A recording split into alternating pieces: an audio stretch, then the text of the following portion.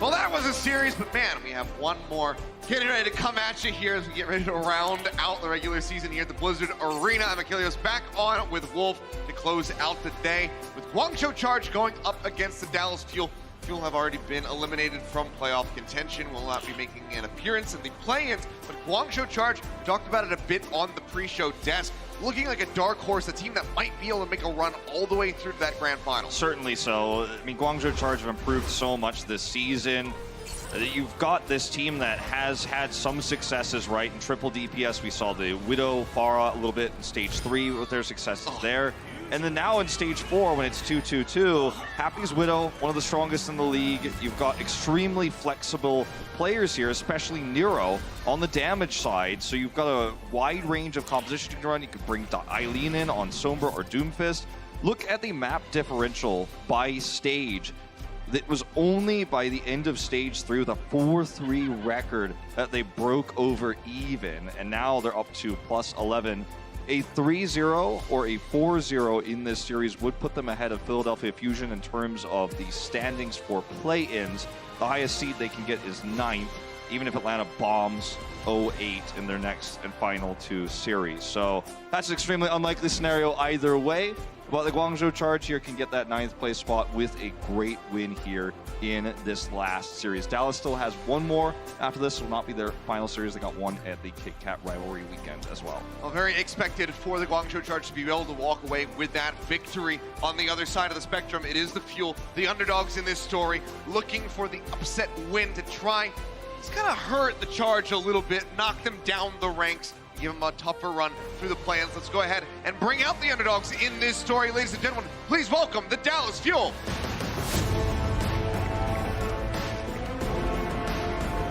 Dallas Fuel, one of the most storied organizations in Overwatch history, for being the very first champions of Apex in Korea, to coming in as big favorites to go deep and far in the inaugural season. They weren't able to make the playoffs last year, and they haven't made them this year, but it's fan favorite Taimu will be on the starting 6 here, walking out with his teammates.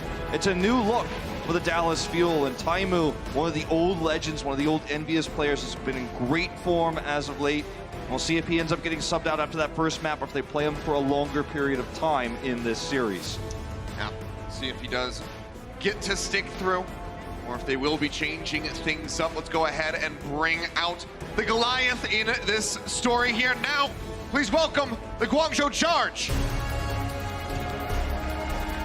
Guangzhou Charge have been such an X factor in this league, a wild card, and it was inconsistencies, but down on the lower side of things at the beginning of the season, where you had 2 Western players. You had Nero, who just recently became of age. You had Kib, who's since left the roster, in a position where they had to play with Chinese players and Koreans, but the synergy is there, and Nero seems to have no issues coordinating flanks with Happy, the support line, and of course Hapa and Rio.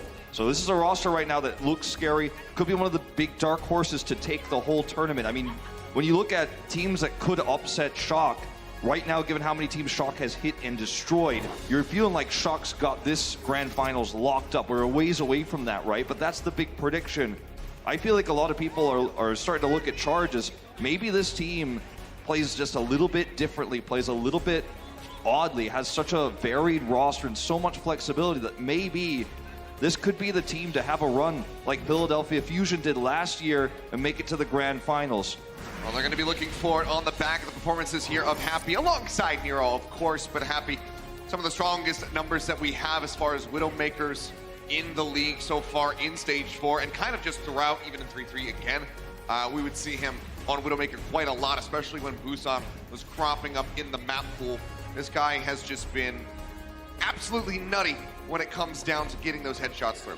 Yeah, and one of the beautiful things about Overwatch League is you get to see cool matchups like Happy versus Taimu that you wouldn't be able to see anywhere else, and that's how the Charge are going to round this one out, and the Widow v Widow potentially.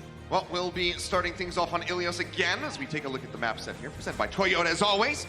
Then move on to Hanamura, Hollywood, and Havana. So decent choices as far as Widow maps are concerned, depending on what rounds we get to begin on Ilios.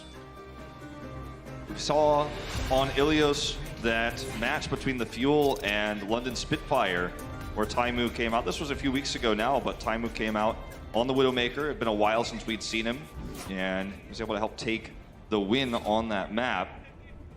But I feel like Taimu has been a very bright star in an otherwise dark, past few matches for the Fuel. Very much a losing record in the last half of the season. And when Taimu is playing, their win rate skyrockets. Now, his playstyle isn't applicable to all maps, per se, but I always wondered what would happen if we ended up seeing him fielded for a little bit longer. Well, maybe we'll find out here today. We'll be on the McCree so far, trying to shut down Nero on that far right in the sky. Happy. Not going to be on the Widow. This will be a little bit more mobile. Does have Hanzo ready to go, but he's getting tagged up, falling lower and lower. Healing starting to come out from Shu at a distance. Offering up those shots. We'll go ahead and keep that Hanzo sustained for the moment. Nice shot there on Taimu, almost takes him down. Can't quite finish him off though, but Nero is there. Goes forward, manages to find the rocket connection. Gets rid of that pesky McCree, and already Nero at 80% towards that barrage. Bionade connects on the 2, Zachary and Note are falling lower and lower as Taimu will be swapping off of that McCree now on to the Widowmaker. Playing around the backside, Unco trying to keep him free alive, uses the Coalescence, but it's gonna be OG taken down. Taimu on the reapproach, manages to find the shot on the Shu. Now Chara gonna be eliminated, no supports here. So Dallas Fuel looking good at the start, will be able to hold control at this point. There's not a whole lot you can do to stick to the point here anymore as the charge. Only Rio gonna delay here. They actually get to force the Blizzard out though, so that's actually gonna hurt Dallas Fuel a lot. They had to use that tool. Get rid of that one. Zachary flying up into the front. Gonna build up that next Blizzard. Does make it out safely. But I mean, look, you built up 50%. You had to use a Blizzard. Maybe it wasn't 100% necessary, but you still got this lockdown. You've got line of sight advantage for Taimu, swaps to Widow. Happy's gonna go over to the Sombra. But that's gonna make Nero's life a lot tougher. The Hanzo Crossfire made it a lot easier for him to roam, and now that he's got both Taimu here and also a Sombra that can't peel, Taimu's got free reign. Going for those shots there. Onto the Roadhog, and also spy checking behind him to make sure that Happy isn't sneaking up on him. Just sees that translocator right there, so knows that he is not going to be getting jumped anytime soon. Pull comes through on the Zachary right as the sound barrier hits. Pile drive from Mochi will get rid of the supercharger. Guangzhou charge, already suffering a loss. Taimu pulls to find that shot. Headshot there onto Nero, but with the nano boost, cannot take him down, so Nero still in the fight. Charge so far still struggling to make their way over onto the point to try to get that flip coming through. They're still getting tagged, has that pocket healing. Is going to be safe for the moment. And Nero's just waiting for this barrage. Trying to get the lockdown here on the closer. Goes off the side for the moment. He's just skating around the outside, but the direct hit is finally there. Nero does manage to take him down. Still looking for the flip, has not happened yet. Dallas Fuel delaying for a little bit longer as they are at 99%, but it seems like the charge will just go ahead, flip this one back into their favor, but now they have to hold it all the way up to 100. They've got the good tools they need, though, to maybe make that happen. And the EMP barrage setup is going to be quite powerful. Taimu caught here, will escape, of course, of the translocate there, but Note is going to be the main target of the EMP, or perhaps an opening hack. If he ends up getting caught in either of those, then the barrage potential gets a lot higher here for Guangzhou Charge and Nero to set this up. There's no sound barrier, Coalescence isn't quite ready, and even if they had it, it's not going to help you in that situation. And here, that minefield coming through, Taimu gets rid of Chara. Now no chance of any reses coming through in the fight. Hotblock going to be frozen up in that Blizzard. Zachary trying to knock him out of the back. They push him off the side, but he's got the jets to go ahead and make his way back in, and actually finds Taimu. Manages to take him down. The flip is back into the favor of the Dallas Fuel, however. Nope. Remex has that self-destruct as well to buy some space on the point. Gozer gets a kill on the Nero. Self-destruct now out from Hotba. He's going to try to make it back into the mech, but he's unable to do so. Good deny is there from Known. Now just have to clean up Chara. He zips around the inside of the point. They finish him off. Tag in from Happy. Will translocate back out. Rio can't make it there in time. And the Dallas Fuel will start off with a round win on Ilios. And the big question is, was the swap to Sombra the proper decision for the Guangzhou Charge? They put Happy on Sombra to help, again, you can't peel the same way with Sombra as you can with Hanzo, but can you really deal with Taimu with this Sombra? You're not able to harass him very often. You tried once. I'm gonna take a look at this headshot here again through the great Chara. Insane. Oh my But the question is was that the right move, or should Happy have tried to challenge Taimu on the Widow? Would have given more opportunities for Nero to get in position to barrage. Even though the EMP was there, he wasn't able to follow it up. And it was just a disaster. He held the barrage the entire round, never used it, never found that opportunity. As we will see the Reaper teleport opening here. Yep. Going to be a Widowless round on Ruins. But yeah, I mean, do have to wonder about that Sombra pick. No synergy there on the ultimates. Yep. Odd choice from the Guangzhou charge. Does not work out for them. Dallas Fuel fairly convincingly take that first round on Lighthouse. Now on Ruins, as you say, point going to be unlocking in 5 seconds. Right now, Dallas Fuel going to be playing on the upper side, trying to work their way down the ramp. Taimu looking for an angle, perhaps get in on top of Rio. Nice shots coming through here for the moment, but now OG going to be taken down. Taimu forced to use the Wraith Walk. Will have to exit. It seems like the charge may just be able to get the first lockdown to the point. Taimu trying to exit with a cheeky TP, but will not be able to do so. Happy instead just pushing forward, finds the shots in, takes down Zachary and Closer. This is a map that can really start to snowball hard after the first cap because of the ultimate advantage that you start to gain. If you have the high ground control with this, you can teleport up there, ice wall yourself up there, set up for a big fight where your opponent has to, you know, react with less ultimates. Playing very passively, though, are the charge because they don't have Death Blossom yet. Just going to try to chunk people down and then commit after. No, just making sure that he's not going to be isolated on the one side of the wall. Back around the side here with the rest of the team, trying to keep them all protected as Taimu goes to the back with the Blizzard now going to be dropped in. As Nero looks to lock them up. OG going to be falling lower and lower. The sound barrier shield already taken away. He will be safe to exit for now as the bomb comes down. And Note manages to find a kill onto Rio. Nero taken down just moments before. Two-man advantage over to the side of the Dallas Fuel now as the Death Blossom is online for Taimu, matching that of Happy. They want to save it if they can. Already been out of the mech. I don't think he's going to have to invest it here. Chara drops down, but he is just trying to get the reset in. Couple more seconds. And Shu will fall as well. Happy pushes forward. Just delaying. Yeah, by as much percentage as they can. We'll just go ahead and move up to 65 as Dallas Fuel gain control of the point. Because Reaper could teleport out of spawn, you know, you're not really losing that much time with a stagger on a Reaper either. You can just teleport right back up to his teammates. Won't have it for, of course, the Death Blossom that he wants to use in the next fight if he does that. So he'll have to make that choice. Looks like he's going to. He's up at the front. I'm alone on the high ground. Has to drop down. They get the hook back through, but still holds onto the Wraith Walk. So overall, still going to be safe for the moment as the Supercharger comes down from OG. Death Blossom going to be used. Manages to find Chara. Hotbite going to be knocked out of the mech as well. And Unco just hoses them down with that Coalescence, getting a lot more value compared to Shu. Taimu sees the game in 1s and 0s, and he knows that during the Coalescence, there's just no way that there's enough healing to stop his ultimate, his Blossom from going through. Hoppa's not in a position to absorb it, so he just commits in as soon as the Coalescence is there and everyone commits forward. They're going right into his Blossom, and the Coalescence healing isn't enough when he's at point-blank range in the middle of the team to break through. The healing isn't enough to stop that Death Blossom, so smart usage there, good game understanding from the hit scan player.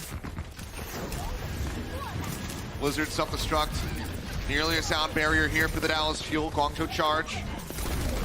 Just about ready to match as far as those ultimates are concerned. Actually looking for a target.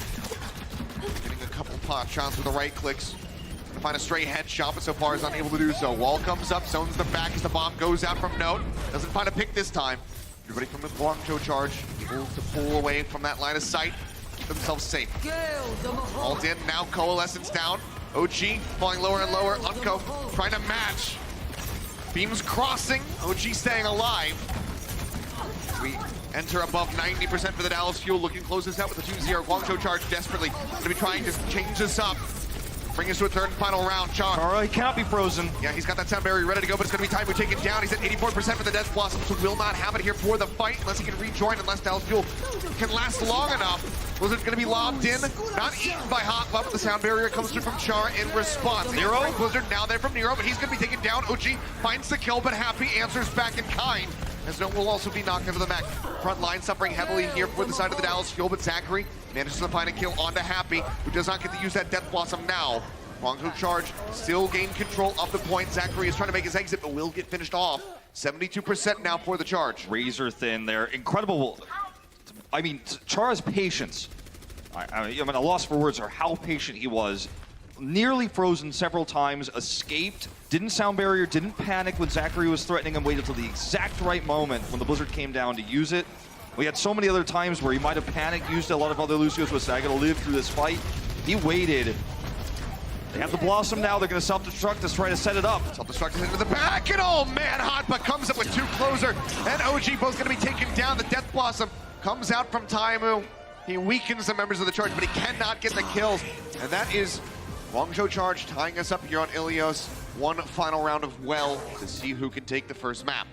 Well's gonna look very different from these last 2 maps because we're gonna see, I think we will see a Pharah from Nero, and we'll see the Taimu try to challenge it, but this time we'll Happy match with Widow, because remember last time he swapped off of the Hanzo into a Sombra, which didn't find success. This time from the get-go, it's going to assume that Taimu will be on the Widow, and he'll start the Pharah here, or this Pharah Widow combo. Dallas Fuel, I mean, Zachary has played Pharah in the past, but it's not really what we're seeing him play right now. It's not really Dallas's MO, so you're more expecting to not mirror that, but rather have the Hanzo or potentially a Mei on the ground with the Orisa. Important to note, also note is, no pun intended, he's running the D.Va. Oh, that's an opening kill. Well, but the D.Va here is what you need to counter Barrage, so it's smart. Dallas has already predicted how Guangzhou are going to operate on this final round. well, Rez out from closer. Brings Taimu back in, but Happy claims another.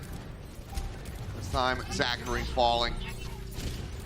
OG trying to make his way over towards the point. Hotba trying to poke in from behind. Does get slept in the side room here, just off the side of the point. Rotating his way around that side to try to get the punish. The Bionade connects in onto the Roadhog. Happy just wrapping his way around the other side of this windmill. Taimu looking to match him as they both leap up top simultaneously. Another dink connects there onto OG. He's got the poison trap, so he knows Taimu can't flank him that way, and now he's got infra sight. He's looking for Zachary again. Just barely missing out on that sight line. Had it for just a fraction of a second, just like that time, but now he gets the shot off. He gets the hit, and Zachary's out of the fight again. Loser could try to go for a res, but I think it would just pretty much lead to his death. Now you've got to reset as fast as possible here. They have a nano boost, and that might allow Note to get in there and pressure Happy. That might be their best shot. They're gonna have to wait now. Out. Yeah. Pulled into the well, and Nero just with a few rockets finds Unco. Happy's been crushing the Widow control so hard that Nero's been able to be a little bit more flexible. How flexible you are as a Pharah and where you can operate, how aggressive you can be is very much dependent on how much sightlines your Widowmaker player is shutting down the opponents. Taimu has Infrasight now, so that's why Nero's just going to sit back. He's going to sit this out a little bit. Does pop up for a moment, but otherwise he's playing very passive. Yep. More than happy to just sit back now is looking for the angle, but Happy's already grappled out of there. Will be all right for now. See, shield break attempts coming out from the side of the Guangzhou Charge. Not nearly as much on the side of the Dallas Fuel. And oh man, Taimu gets under a little bit of pressure, has to jump out of there, and then instantly gets taken down by Happy. Nero still just hovers above the barrage online. Taimu will get res back through. Puts him in the mix, but now Note, after getting demech'd, will get headshot by Happy. Continuing to take member after member out of the fight for the Dallas Fuel so they can never operate as a 6-man squad. If they're constantly one member down, now everybody gonna be gone. Note just now respawning, gonna be trying to make it back over to the point, but I don't know if he's gonna be able to make it in time. Hotba is playing up into the front, Whole Hog already down. Gets the hook in, the halt there as well. They zone them off the point, and that is the Guangzhou Charge taking map 1. Happy's got a big grin on his face. He got that nano boost. Didn't get anything done with it, but I think the Charge were willing to have a little bit of fun. It was a very one-sided final round there of, well, the Widow matchup very much going Happy's way, giving Nero a lot of space. And Dallas, as you said, they just never could regroup because the stagger kills kept coming through. Solid stuff here for the Guangzhou Charge. Fuel making it look a lot closer at the beginning. Let's see if we can see more of that in map number 2.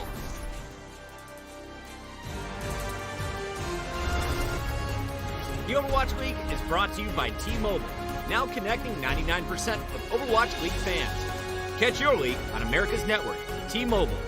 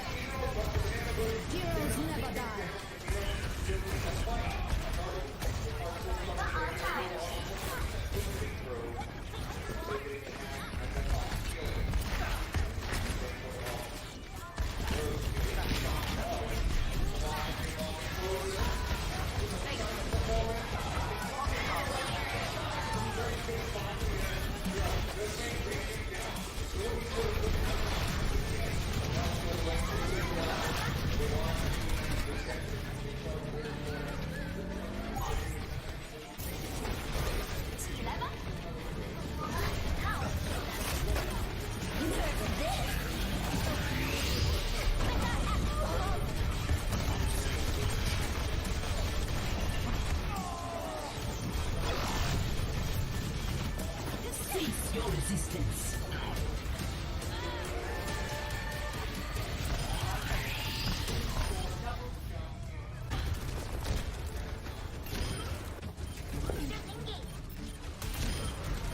Never die.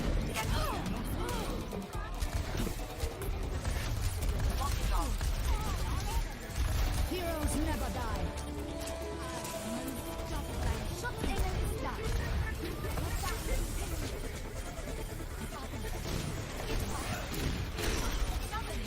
Team up for special attack.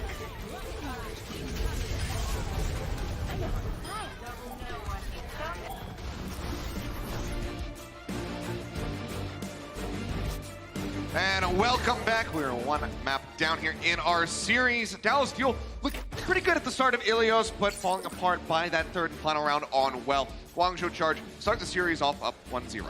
I mean, it was really, I think, the main reason why they had so many struggles on the first round was that they were running Happy there on Lighthouse on the Sombra, which just didn't give any pressure to Taimu. Taimu was able to control where Nero was. Note was positioning himself really well to deal with the barrage. And then when they ran the same composition on Well, which is a map where you really get to have full free reign on that if you can control the Widow duel, Happy did exactly that. Crushed it, got so many opening frags, they got the first cap. Nero was always threatening the barrage. It ended up being an amazing barrage, but, you know, it's the threat of the barrage sometimes that is enough to force your opponent to make errors, and also then get those staggered kills you were talking about, which meant that Dallas could never really recontest as 6. Yeah. Well, we do have a substitution coming through here as we get ready to move into map 2. It's going to be on the side of the Dallas Fuel as AKM steps in for Taimu. We've seen this sub time and time again as of late with him coming in for Assault at least. We'll see if Taimu makes a reappearance later on in the series. This, you know, this has been a consistent move for the Dallas Fuel, so something clearly working well for them, at least in terms of internal scrims and how he performs versus Taimu. And as we head into our next map, you know, if you didn't see the map selection earlier, you can kind of predict Hanamura, a map where Widowmaker is a little bit less relevant. I mean, you can run the Widow on defense. You can, if you're one of the more aggressive Widows, try to run it on attack, get those pop-up shots. It has worked, but you really don't want to be running Widow. Instead, you want to flex over to something else, which is what AKM is great at doing.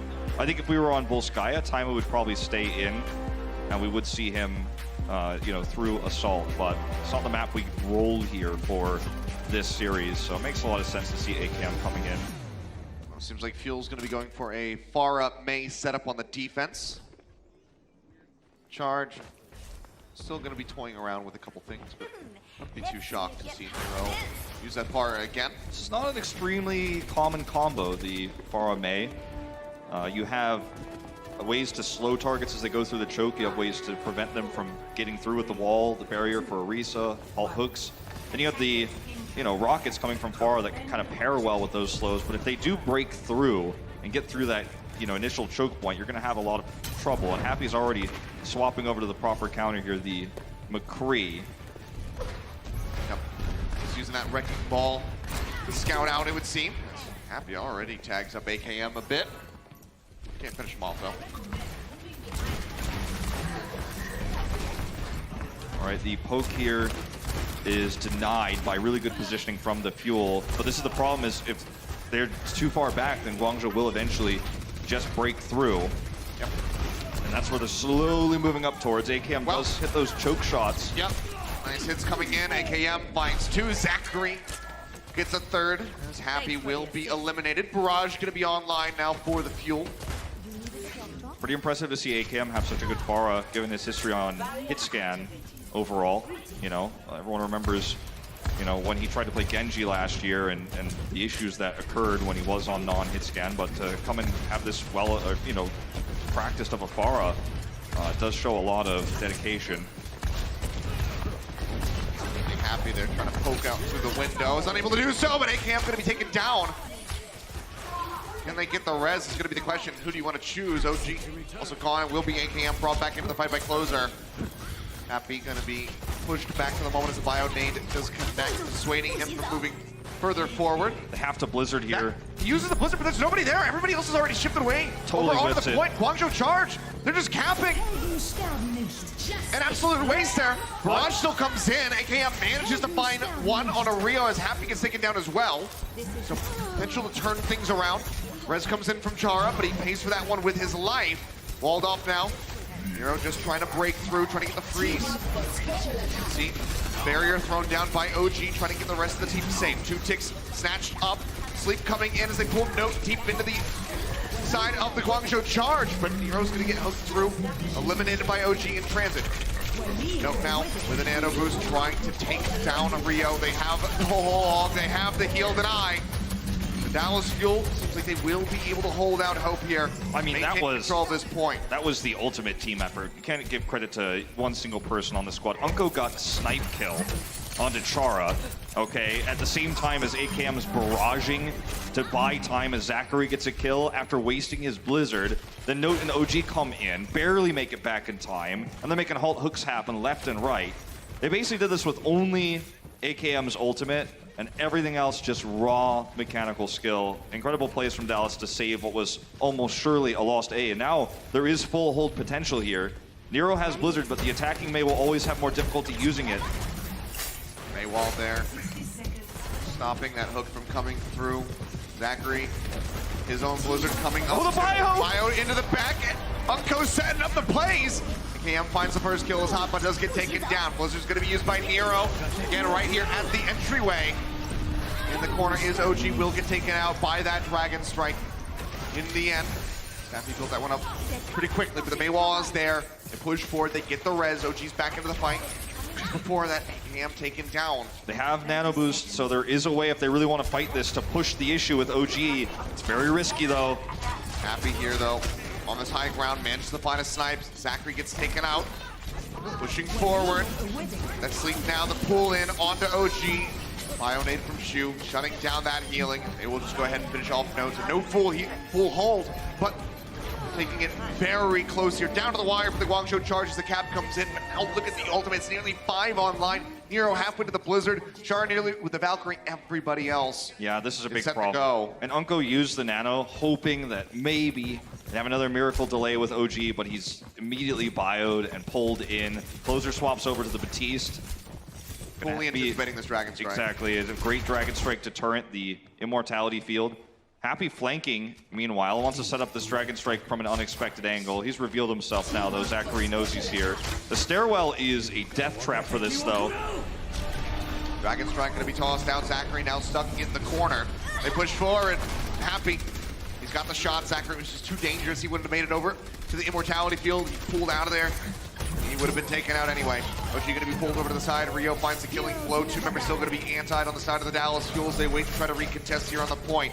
No does have a whole hog. He's playing up top at the moment, but he's going to get dragged and taken down before he can use the ultimate. And Closer's out of the fight as well. So no further immortality field is going to be coming in until he can respawn. Whole hog is out. They wait for Zachary to get out of the ice block, finish him off, tap OG with a hook, finish him off, and the cap comes through. Just shy of 2 minutes there for the side of the Guangzhou charge, so they finish Hanamura B. Great delays from the Dallas Fuel on A. Things looked very dire. But it's a decent time bank regardless. To capture B on Hanamura with nearly 2 minutes is very rare right now. So Dallas Fuel are really going to have a fantastic attack here if they want any hopes of matching. Solid start to the defense. Let's see if they can have that same effect on their attack. Coca-Cola is the official refreshment of the Overwatch League.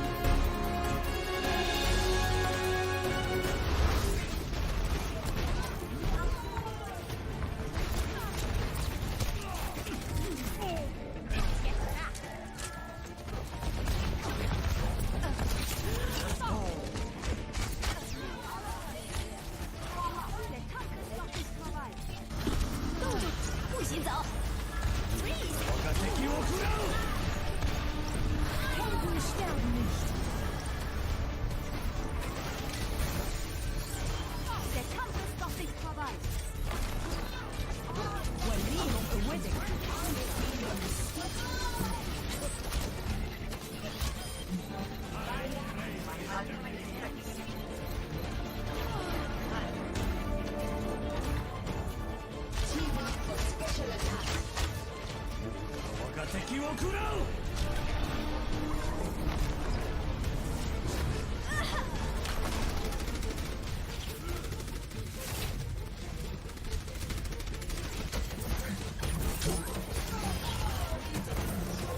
Heroes never die.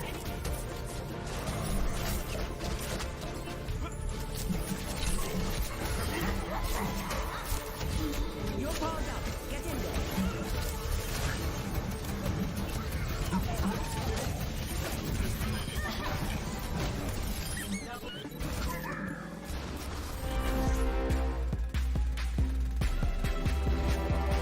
And welcome back. Dallas Fuel had a very good start. Nearly had the full hold on point A, but Guangzhou Charge were able to break through in the end and cap beat with 1 minute and 54 seconds remaining. AKM on the Hanzo, more common hero to see him flex onto these days in this meta.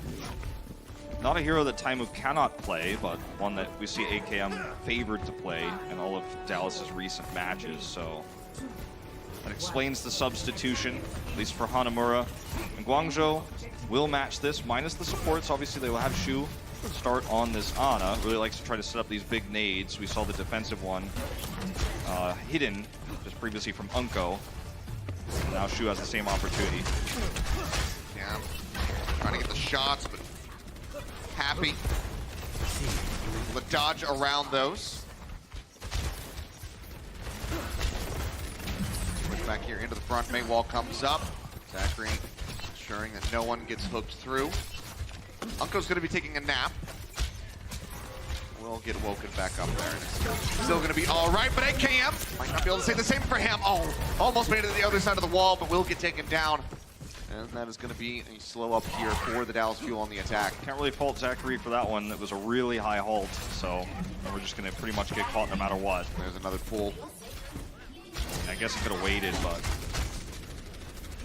This is the problem, when Happy can get the high ground. The defending team is obviously always going to do more damage, and they're going to build more ultimates, but this is starting to get pretty substantial here. Happy almost had a Dragon Strike. Fade away, dodges out, making sure that he himself will not get pulled. Just gonna reset back up here. Yeah, just wait and look for an opening pick. Sonic Arrow going to be good for info, also going to be an instant release. Halt for halt. Does go through, Dallas Fuel start advancing, but OG just taken down. Immortality Field's down, but I think he can hold it. I think, just too late there for closer.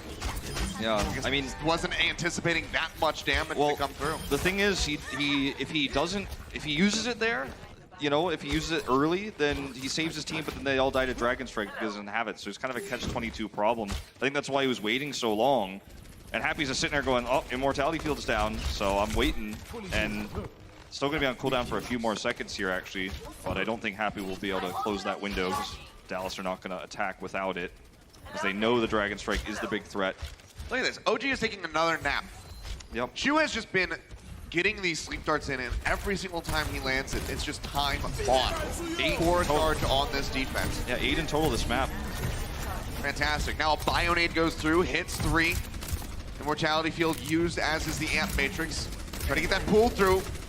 He managed to find Hadba, but Immortality Field is ready for Chara. Hadba's still going to be taken down, though. AKM manages to find a headshot. Rio trying to stay safe here, sitting inside the Blizzard, will be all right. Takes down OG, and Happy will just pick up a triple kill. He's looking for the quad. Can he get it? One tag on to Zachary, and there you have it. That might actually, the fact that Zachary committed Blizzard there might actually cost them this map, because when you're using a Mei ultimate like that, sometimes you feel like you have to trade, and in that trade, Uncle will get trance, you have the sound barrier right, you know, in some cases. In this case, he was on Batiste, he already used Immortality Field. But the trance, if he had it, maybe. But in the choke, Nero's Blizzard's always going to be better because you have to pass through that location, whereas Guangzhou could just retreat away from Zachary's Blizzard. It wasn't a bad call per se, but it didn't work the way he wanted it to, and it's something that they might not be able to build in the next 30 seconds. That's the big goose theorem in practice. Just turn around, run away. Stay safe. Unco charge, supercharger down. Happy with the Storm Arrows, manages to find AKM, shut him out. Bionade's over onto Note. Zachary's taken down. Unco will be able to find one, but Happy, in his dying breath, casts out the Dragon Strike to take down the Baby Diva. Nano Hog comes through, Whole Hog out. They get the kills. That's the effective wipe here onto the Dallas Fuels. They try to get back over onto the point.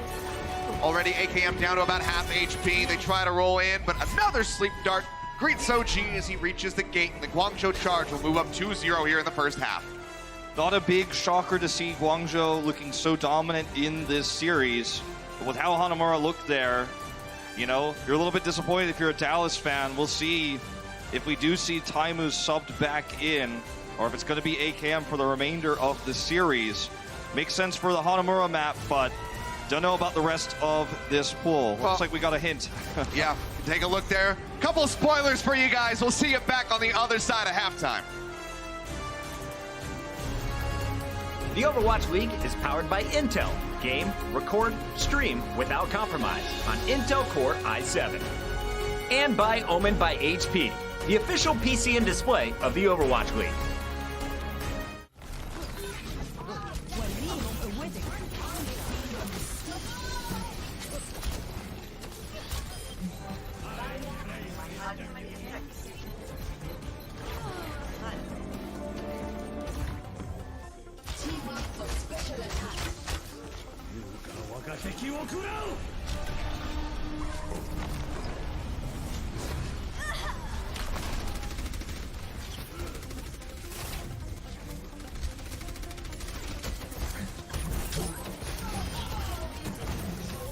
Heroes never die.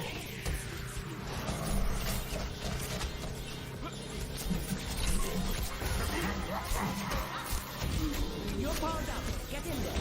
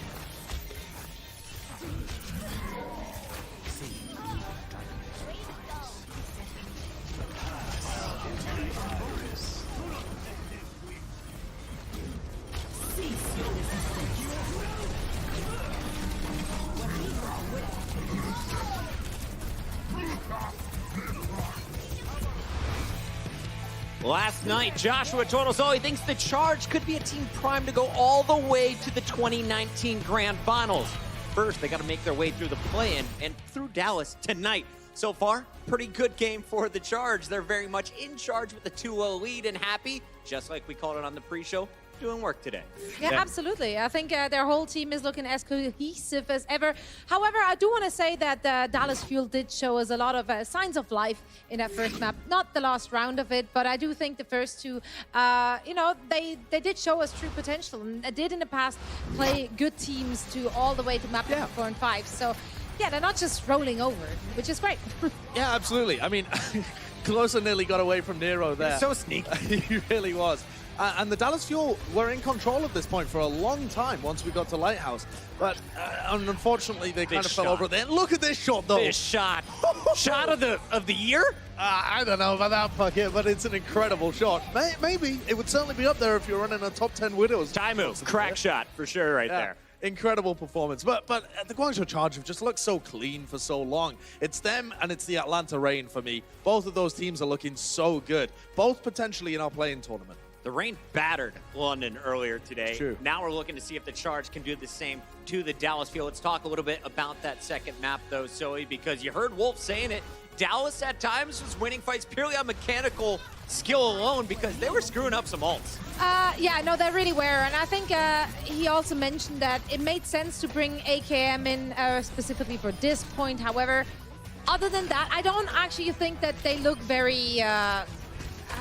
how do you Not say clean that? enough for you. Yeah, it's not clean. It doesn't look very coordinated. It looks very much like head to the wall as they're just trying their darnest for him to pop off. However, they don't really enable him to do just that. Like, it's either him being caught out in wrong positions, or it's the tanks going down way too quickly. So in the end, he never actually gets to half the space he would need to do those big performances which you currently need from your damage dealing. Who do you want to see in the second half? More AKM, more Taimu, or just Zachary all day? No, I actually want to see Taimu back in. I think it does make sense if we're looking at the maps. Also, I don't mind them maybe bringing Trill back in. Not to say that OGE is doing something wrong, but they have been experimenting a lot with bringing Trill back in for the second half. Yeah. So maybe Final match why here in the not? Blizzard Arena for them. So. I'm just going to be watching Happy, and I don't really mind who the Dallas Fuel Fuel. Feed. Try again. One more. Field. Put The in the Dallas game. Fuel Field. Because they're just going to be snacks for Happy at the end of the day. So it's feed just was gonna- right. Exactly, Yeah, it's feed just was right. actually That was the what right was going word. through my head. Well, Josh, we were looking at some numbers, and Achilles brought this up on one of our calls, that Dallas has not won a second half map since June 9th. Yeah. So that's if crazy. Dallas pulls off a map win, what would you do on our post show? What would I do? I have no idea. I don't know what would be fitting for that. Well, I have an idea for you.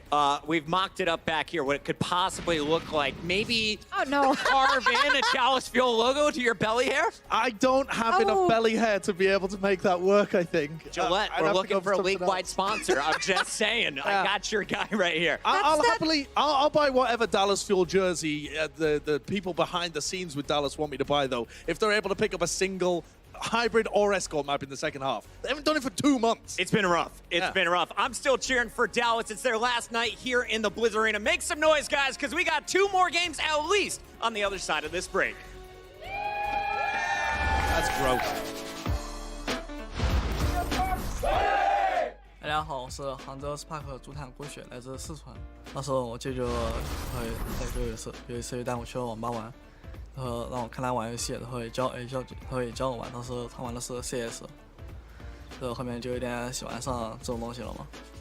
我对 Spark 本期的期待，我希望我们能进入决赛吧，最后能拿到冠军。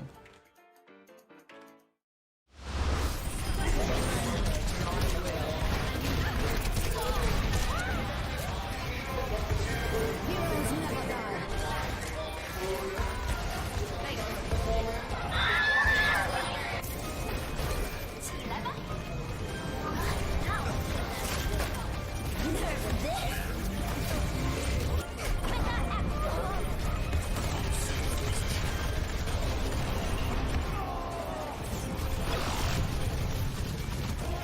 Cease your resistance.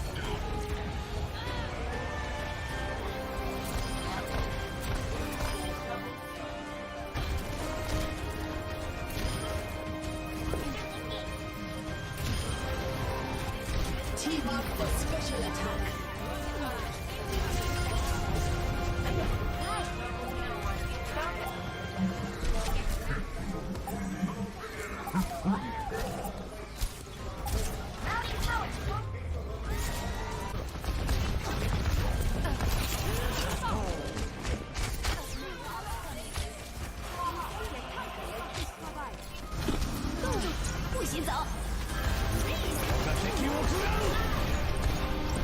Helden sterben nicht. Der Kampf ist noch nicht vorbei.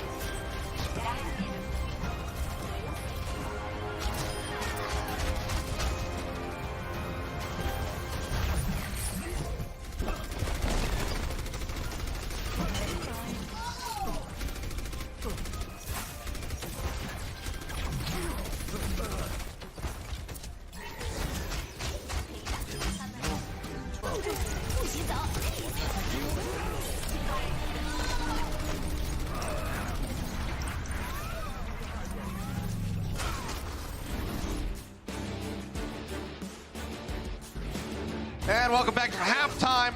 2-0 lead right now for the Guangzhou Charge. Dallas Fuel going to be looking to put some wins on the board. As Sideshow said during that halftime show, they have not gotten a win on Hybrid or Escort since their last match victory versus the Washington Justice in Stage 3.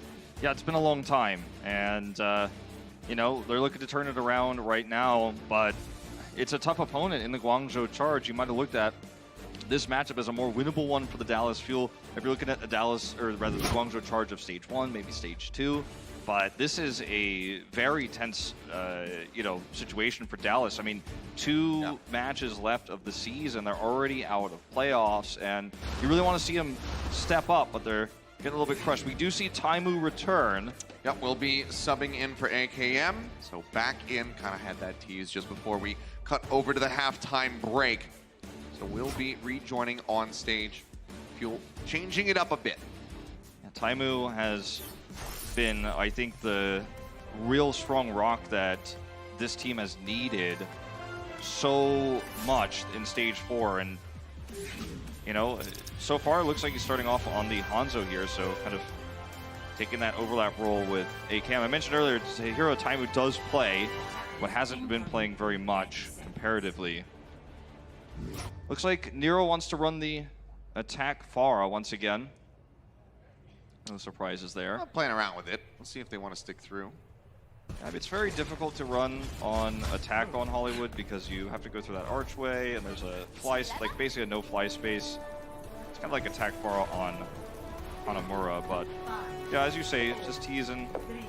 Oh, well, why not? Chara Okay, he's gonna push forward. Concussive Blast used. just wanted to give the speed boost and then swap. That makes Yeah, sense. just trying to get there. They also now know that there's no McCree for Taimu here, which is something they might have expected heading into this. Taking a little bit of damage as they go on the approach. Halt will pull them together. Gets a nice little bit of damage here for Nero. Where Nero's operating is normally a no-fly zone because of the McCree. Whoa. You don't have it. 11 HP. Oh, that's the pull on the Chara. And Note takes him down. Suddenly Nero in the back, just trying to get these rockets through. There's a bit of damage in. Hook not going to connect. Now has to exit. He's got just enough fuel to go ahead and make his way out of there. You can see even without the Mercy, though, he is pretty safe with the composition that Dallas is running. And they don't have time to swap. The defending team can't run somebody back to spawn. You're kind of stuck with this. For the pull, this time on a Happy, but has that dash. Goes ahead. Peels back away from the hook out from Note. Constantly just throwing out these halts, trying to drag somebody in. Zachary blocking out the enemy hook with that wall. Nero builds up closer and closer to that barrage. Nano going to be thrown in on the time movement. He's going to be something pulled in. Now pushed up here on top of the wall. 3 HP, makes it around the corner, but Nero is there. Has the shot to finish him off. Happy and Nero neck and neck with their DPS ultimates here. Dragon Strike nearly online. Barrage is ready to go. See where he wants to drop down. Goes inside the cafe. Both supports waiting right there. Has to be careful to not kill himself off, but instead we'll just get that direct hit onto Zachary. And that should be the point. Broken open for the Guangzhou Charge. Getting that cap through. Slight little delays here from the tanks. Will fall in the end. Yeah, find the supports there with the barrage. That's what you're looking for. If you have an angle like that, you know that Note can't hook you with the position he's in, and there's no diva, right? So as soon as you get into an angle like that, you're able to do whatever you want with the barrage. Sometimes you don't even need it in those scenarios, but it's just too good of an opportunity to pass up. Guarantees you those 2 kills. Yeah, once the swap over onto the main anyway, it's closer. Yeah. Get picked. That's unfortunate. As is that. Fortunate, very much so, for the Dallas Fuel, however. Happy's in a pretty nice spot here where he can flank from the side, easily retreat. Charger just going to wait for the respawn to come through. Closer is running back as fast as Batiste can run, but they are down that immortality field. Luckily for them, Happy doesn't have the ult yet. Ooh, hook. Near connection there for Hot Buzz. He goes on a flank mission. Dragon Strike going to be tossed in by Taimu. Oh, that one through the gate, but Hot Buzz, oh man, he has overstepped his bounds. Great response from Dallas Fuel. We're well aware of that flank coming through, and they punish heavily onto Hotba. Yeah, Note is actually doing a great job of kind of figuring out Hotba's stylistic plays and positioning and countering him. Wall here going to make this another pick onto OG though, and spawn advantage does go to Guangzhou Charge. The commitment here from Zachary could turn things around. Yeah, does use that Blizzard. The Dragon Strike will zone them back here for the moment, but Rio still going to be taken down. Nero and Hotba, who are also frozen up, going to be safe. They're going to pull in now onto Note. With the res on Rio, that means the Guangzhou Charge may just be able to get this card rolling through. Taimu is spotted. Happy. Trying to wait for him to poke out around the corner, but I don't also worry about Unko. Moves forward, Storm Arrow's out. Happy manages to find the shot. And now it's just Closer all by himself. Will get taken down. Dallas Fuel gonna have to reset, come back in. Nearly 4 ultimates online. You know, the time we can get that Dragon Strike very rapidly. Pretty cool bait there from Happy too, to pull 2 players on the side of the Dallas Fuel, Unko and Taimu, into that choke, where then Hoppa was going to come in and trap them. And then they end up surrounding and getting those kills. Happy has high ground control. Soon to have the Dragon Strike. He was inside. Great damage out from Happy on that high ground. Weakened him, and they had the bio nade to really set it up. Note going to be taking a nap, as Shu is just constantly putting people to bed during this series. Yeah, he has 5 sleeps on this map already. Yeah, it's been incredibly consistent from Shu. He's like one of those guys who keeps telling you should get 8 hours of sleep every night. It's good advice. Yeah. There's always those guys telling you that, though. Closer. It was just on the edge, but yeah, no way to make it out of there. So, just shy of 3.5 minutes now for the Guangzhou Charge. 6 ultimates online for this final stretch. Unko doesn't have trance, so if they can get in, if they can use the Dragon Strike to get into a position to use a good Blizzard on C itself, the point, if they can hold them that long, that would be fantastic. Dallas is obviously going to try to put a stop to this, and they've got a lot of great ways to do it. They're not ultless themselves. The Dragon Strike can buy a ton of time around this corner. Oh, Blizzard to start now from near. Dragon Strike going to be tossed in. And Note will be taken down. Immortality Field not able to catch him. Zachary barely makes it out with his life. All comes up to keep himself protected. Happy throws in the Dragon Strike. Taimu, he knows that if he pokes back out to the right, Happy will take him down. If he goes back into the left, it'll be the Dragon Strike. Not exactly how Guangzhou, was. I expected them to use their ultimates, but hey, that's how you do it. You solo kill Taimu, and now you've got full reign of the point. Taimu's going to come back out on Tracer, already no recall. Nearly got melted there as he touched the cart. Note and Hoppa going to be traded out. The Hulk pulling them back away from the cart for the moment, but Mortality Field will get taken down. Nero playing right up into the front, gets the headshot onto OG. Get rid of that pesky Orisa, goes into the ice block for some added longevity. Blizzard will get thrown in. Gonna lay for a little bit longer, but as they're all frozen, we'll go ahead and move that cart into the finish here on Hollywood. Yeah, it is a pretty solid start here for the Guangzhou Charge. Dallas Fuel will have their opportunity to attack next, but they're just getting outclassed by the damage dealers on the side of the Charge. Happy baiting these really cool 1v2 fights. You're seeing Nero set up blizzards that are trapping the Fuel into awkward positions. OG's getting caught, Note's getting caught. It's not a good look.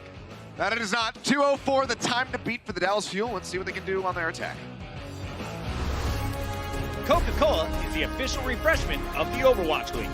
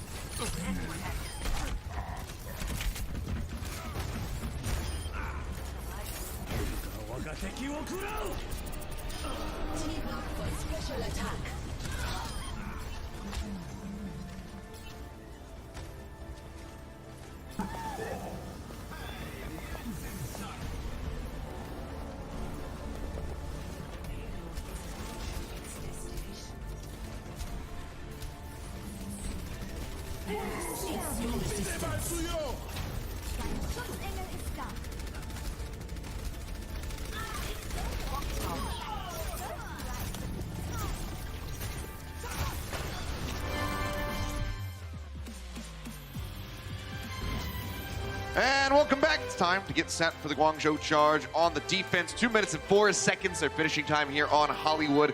Dallas Fuel getting ready to go on their attack and see if they can best it. It has been a pretty rough latter half of the season for Dallas Fuel that were up there in the standings. They were, you know, making top 6 in some people's power rankings at the beginning of the season. You know, ACAM started looking good on the Zarya. They're running Sombra well, had the RCK note trade. That will be his 8th sleep. Okay. You know, it's been a long road here till the end. I don't know what changes will be made for next season, but 2 last hurrahs here. It starts now. Time and not gonna bring the Widow back over to the Hanzo. Yeah. To the point A especially, making a lot of sense. Shu with a big bio, gonna help slow the push. They are gonna wrap around the backside. At least that's what it looks like they want to do here. So far it's just OG. Yeah, he's kind of stuck out there. No one else really moving with him. Time to up on the high ground. They'll just play the front corner here, it would seem. Another Bionade hits from Shu. Front line taking the brunt of that as the Sonic Arrow comes in. Happy. Gotta be careful. Get top back up. See Rio do that barrier trick where you throw it up into the air to refresh your barrier based on free cooldown. Pretty cool trick. You time it correctly. I'm unhappy trying to go back and forth here with these shots. Neither really landing too much, but OG just gonna get melted. Another Bionade hit. Zachary taking a nap, and they will be able to find the kill in the end. Unfortunately, Taimu just wasn't able to get line of sight on the tanks on the ground, and for the charge, they had Nero and Happy in position to blow OG up as soon as he got hooked in there. And Taimu, I mean, you could tell that, you know, if you're a viewer at home and you're not sure how to tell who's really getting more value, especially in the first fight where everyone starts at 0, you could tell by the ult charge who's doing more. I mean, Happy had his ultimate much faster. Taimu was at like 55 when he got it. And that's not Taimu's fault, it's just Guangzhou's positioned so well and punish, you know, OG when he comes in, and then Taimu can't counter because he's stuck in this awkward spot. He's on the high ground, but he's around a corner, whereas OG is just out in the open when he's hooked in like that. Well, rough start, still 2 minutes left for the Fuel. Go nearly with that Transcendence online. They also have an Amp Matrix trying to break through this defensive setup for the Guangzhou charge, and that's going to be a very good start. Rio taken down off the bat, no way to bring him back in the fight, just going to have to try and wait for the respawn. Blizzard will come through, no, going to be sleeping. Wall comes up from Zachary to try to keep him safe, but 3 members now gone. Taimu able to answer one back onto Happy, but Nero cuts him down to size. The problem in this fight was that they used the Transcendence and the Immortality field at the same time. They layered them on top of each other. Kind of like how, you know, you see Sound Barrier and Transcendence layered and it's very redundant. The Transcendence wasn't there for the Blizzard because they used the Trance and the Immortality field during Happy's Dragon Strike, so it was a pretty easy choice, even though they were down a member, for Nero to just toss that Blizzard in because there's no counterplay, no healing to shut it down. Ooh, that was a close call there. 60 seconds remaining. Scary moment there for Taimu. Dragon Strike going to be used into the back of the point. Now knocked down to about half HP. Going to be wrapping back around the side towards the cafe. Be careful, he's playing on the side of that Blizzard. You can see Nero trying to stay alive, but with the sliver of HP will get taken out. Atba, he's still up there on that high ground. They spot him out. He's got a whole hog, but we'll just be saving that for the next phase. Dallas Fuel not going to be getting full health. We'll be able to get the cap onto point A, and they'll have just shy of 3 minutes for the Streets phase. Now, speaking of that whole hog, he has the opportunity with the time bank here, you know, to use that with the upcoming Blizzard. Still not feel like he's missing out on the opportunity to contest B with it, because he should be able to build another one if they can hold, you know, towards the end of this time bank. Dallas can really turn this map around now, though, if they keep getting picks like this. If they get Taimu up on the high ground, Dallas in a pretty comfortable position here. Hard for Nero and Happy to challenge despite the ult advantage, because they have to somehow pull Taimu down. Oh, man. The fadeaway. Oh, Mr. Good Aim. Showing up the plate, gets that shot onto Happy again now. Looking for Rio. Takes him dangerously low, but the burst healing is there from Shu and Chara. Nearly 6 ultimates. Ready to go for the side of the Guangzhou charge as the cart continues to approach. They're going to have to commit to these on the point. Hoppa might actually have to use that full hog here with the Blizzard. Sneaky Roadhog finds Taimu. Transforce jumped on, but will be okay. Hoppa takes a breather. Francie is forced out, as you say. He gets the mini pack, but he's got such little HP. Healing will start coming in from the side. Catches off guard. Drags him forward, takes him down. Nero, however, will be traded out by the Dallas Fuel. The closer goes down right at the end. OG crammed into the corner, trying to stay alive. As a Blizzard gets used by Zachary. Bionade connects in onto the enemy May. He will fall, as does Unko. Taimu finds Happy again, but will just be the cleanup here. He'll continue to use ultimates. Yep. See if that's going to be a swap from Taimu, if he will stick through with this Hanzo. You know, I'd hope to see a swap if you're going to use your Dragon Strike like that, but doesn't look like it, unfortunately, here. And the Charge have taken high ground back, so it's going to be hard for him to build that last part of the Dragon Strike. I mean, even chip damage here from the Batiste is going to be annoying to deal with. They have the drop-down Blizzard. They have Whole Hog to deny the tags onto the cart. If they win a fight without Whole Hog, they're almost guaranteed to stop this here because you just don't really have an answer. Even Transcendence isn't going to protect you from the crowd control, the knockback. Yep. That will push you off the cart. And displacement still very much a thing to worry about. Mapping their way around towards the jail. They've really closed the gap here, despite the high ground. I mean, they should be able to avoid this. Ooh, halt split though! up, yeah. They pull Unko in, going to be delaying that ult even further. 25 seconds remaining as OG gets taken down. Oh, so, I mean, they did such a great job getting around that high ground Hanzo until the Hulk came through the Dragon Strike. And now, I mean, Whole Hog should be able to just seal the deal here for the Charge to close out this series. If they even have to use it. Closer here on the low ground uses that Immortality Field, doesn't stand a chance. Happy manages to find the kill. The Wrecking Ball has come back in for OG. He pops the Adaptive Shield, but there's just so much damage from the Charge. They will be able to hold them off, just slapping down every ult that they got in the bank. Just as a celebration, as they go ahead and close out Hollywood, taking a 3-0 lead. Now one more map to be played, but series, the victory is there for the Guangzhou Charge. To pass Philadelphia Fusion, they will need to win that fourth map, pass them in terms of map differential. But Guangzhou Charge looking very good. If things don't change going into the next patch, this team could make that run to the finals. Looking very, very strong, very dominant. Let's see if they can make it a 4-0 when he comes back for Escort. The Overwatch League is brought to you by Zip Chair Gaming, the official chair supplier of the Overwatch League.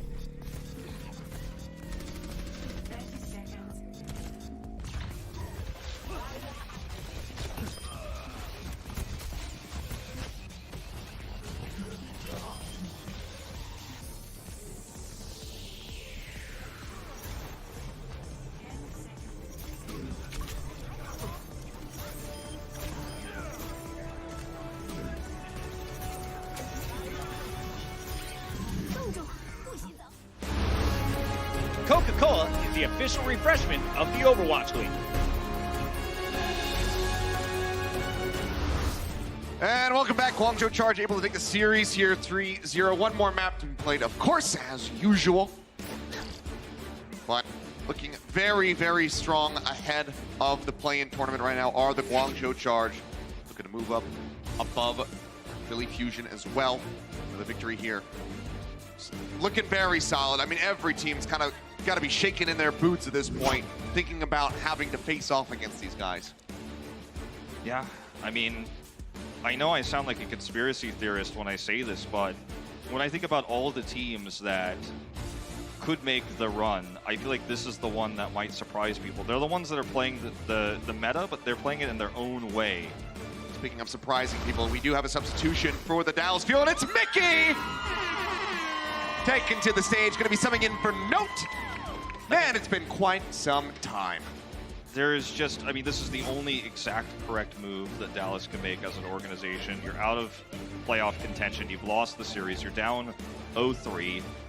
It's time to put Mickey in. Yep. It's, in a funny way, perhaps not for Dallas fans right now, but in an ironic way, perhaps, Mickey on Brigida was one of the main reasons why at stage 4 last year, Dallas Fuel had a pretty big resurgence at the end of the season and made it pretty deep going into stage 4 playoffs. Didn't end up, going to the finals or anything like that. Didn't make the playoffs for the season. But Mickey was a big powerhouse player for them at the end of the year and making an appearance here in stage 4 as well. I think he'll probably be on the Diva and the Roadhog, you have to imagine, since he is subbing in for Note. Yep. It's no offense to Uncle, but I think that with Mickey coming in, it would have been really nice to see Harry Hook as well. I think that would have been a very nice little swap out just to get the 3 classics from the Envious Days back up there on the stage all simultaneously. But Havana will be our 4th and final map of the day of the regular season here in the Blizzard Arena. Yeah, I mean, Harry Hook's been playing a lot more recently, whereas Mickey has just been completely absent. Yeah, I mean, and Harry had some great plays. Not that Uncle hasn't either. You think of that blind sleep dart connection onto a Sombra on Temple of Anubis. Yeah, I mean, this is a roster of really great players. Even Closer doesn't get the attention he deserves. I mean, he's extremely famous for ult tracking on GC Busan. And, everyone tells me he's still just as good at that as he's always been. And he's been a great player, throughout the 2019 season here for Dallas. A great pickup for them, a good trade in. So for Mickey, for the start of things, will be the Hog. No classic Diva, not yet. I mean, remember, Envious picked Mickey up the very end of Apex Season 1 because of his ability to flex on the Diva, and they were the ones leading the meta when no one else was running Diva at the time, and they did that extremely one-sided finals against Arhan's old team, the Freaky Freaks Blue. Yep. It's been a long time since then, but we haven't seen him field it all too often. Well, looking for that pull. Fortify is up. Saw right there. Very long time since Mickey has been on this stage. Forward position on that defense. Gets the pull in onto Shoot, punishing him for the kill on a Closer. But Nero gets the best of Zachary. With a faster run backs, it seems like the Guangzhou charge pretty inevitable that they'll be able to break through, especially with OG now falling. Focusing on trying to finish off Happy, but gotta be worried about that Pharah in the sky. Really nice control here by the Guangzhou charge. And with this wrap around this corner here, Taimu has, I think, really one opportunity to try to get an opening pick. But Happy has sightlines controlled, so he could try to either do something risky or they just have to give this up, which sounds crazy. I mean, look how far this cart has to roll. But they just, when they're running the Widow like this, what do? You have to take something risky. You have to try to flank. You have to try to do a pop-up shot. Or you just have to accept that they're in a better position than you and you have to let it go free. See? Okay. I mean, what are you going to do? It's not Taimu's fault. It's the map architecture. Well, that just... And Happy's really good. Happy's freakish reflexes just instantly popping him. He's just ready for that one. There's another dink. Oh, man. It's like watching a horror movie, seeing Mickey get popped up into the air and just yanked out of there. Yeah. Well, that's point A. Poison trap, creating a bit of a cough here. Don't worry, it'll go away in just a few seconds. Shu's all right. He's got the medicine. He can cure himself. All right, well. All right, come on I can't blame the map on this one. This is just an unfortunate start. Taimu takes he's got his hands off the keyboard. He's stretching. He's like, all right, I got to get limbered up for this one. It's tough, man. We had this earlier with Soon versus Corey, Legends versus newcomers, and Happy's one of those new Widows coming out of Korea that you just have to respect. Yep. do manage to alleviate a little bit of pressure here due to the Dallas Fuel as Rio was taken down. Happy still just to the back of Mickey's head, coming up with the dinks here. He's about to triple Taimu's damage if he continues at this rate. It's because Taimu's been dead for most of this map so far. And every time he's dead, he just gets to chunk the tanks down, poke them down. Yep, he's looking for the angle. Ooh, that was a chance. A rare miss. Yeah, a rare miss. Taimu up top, changing the shots this time. Gets the hit there on the Happy, forces him back. Taimu, however, going to be taken down by Hatpa this time, so just not really getting much of a break. Nano Boo is going to be used onto OG as they try to continue to play forward. Ult goes in, not going to find the hook. Bionade connects onto the tanks. However, as a Blizzard is going to be used by Zachary. Trying to still just hold back the Guangzhou charge, but Shu with the sleep, and the hook comes in. He steps out of the Blizzard. Hatpa the god. Shu sets it up. Taimu gets the Taimu killed Happy! You know, it's the little things sometimes. Yep. But not usually. Usually it's the big things. Speaking of big things, Nero's got a Blizzard, didn't use his in that last fight. Uncle was forced to trance. Also, speaking of big things, Nano let's take a look at that time bank. He was forced to nano. 4.5 minutes. He doesn't have a trance, he just swapped, but I mean, this isn't going to be an easy push around the corner. Obviously, with the actually Taimu swap. Never mind. I was going to say it's not going to be easy push around the corner when Taimu has side advantage for the first time on the map, but he's going to swap. So might be Also getting some great picks with that Hanzo before, but Happy already just comes up with 2. Now 3 as Unko goes down. That's a team wipe. Yeah, we might get a replay of that. I don't know. Is there enough time? There might be know. just another fight coming instantly. Time is just going to give up with the Hanzo, goes back over onto the Widowmaker. I'm not sure if it's against terms of service as well. I guess we're good. Okay, let's watch it. We're off the ZXD. We can show this one. He also got the headshot, by the way, before this onto Mickey. So 3 headshots and a headshot onto Mickey to help burst him down. This is just nasty stuff from Happy so far. 50% scope crit hit accuracy at the moment. 48 after that last shot. Indeed. At the body tag, but he's going around for a flank. Barrier set up, supercharger around the corner, but already OG going to be taken down. Zachary playing up onto the cart. Sleep dart hits from Shu, sets up for the kill for Hatpa. Happy continues to take pot shots here from the side, but that will be it. The finish 3 minutes even on the dot as they glide through to the end of Havana. Guangzhou charge, not resting at all on that attack. Third fastest time for attack that Havana has seen since it's been released. Fairly recently released, obviously exclusive to this season. Not get played last year. Well, you know, it's the series has come to an end, right? In terms of it's already been a 3-0. Dallas is fielding Mickey, and you know, no one really knows how in form Mickey is right now on the Roadhog. You know, how much time has he spent working on halt hook combos with OG.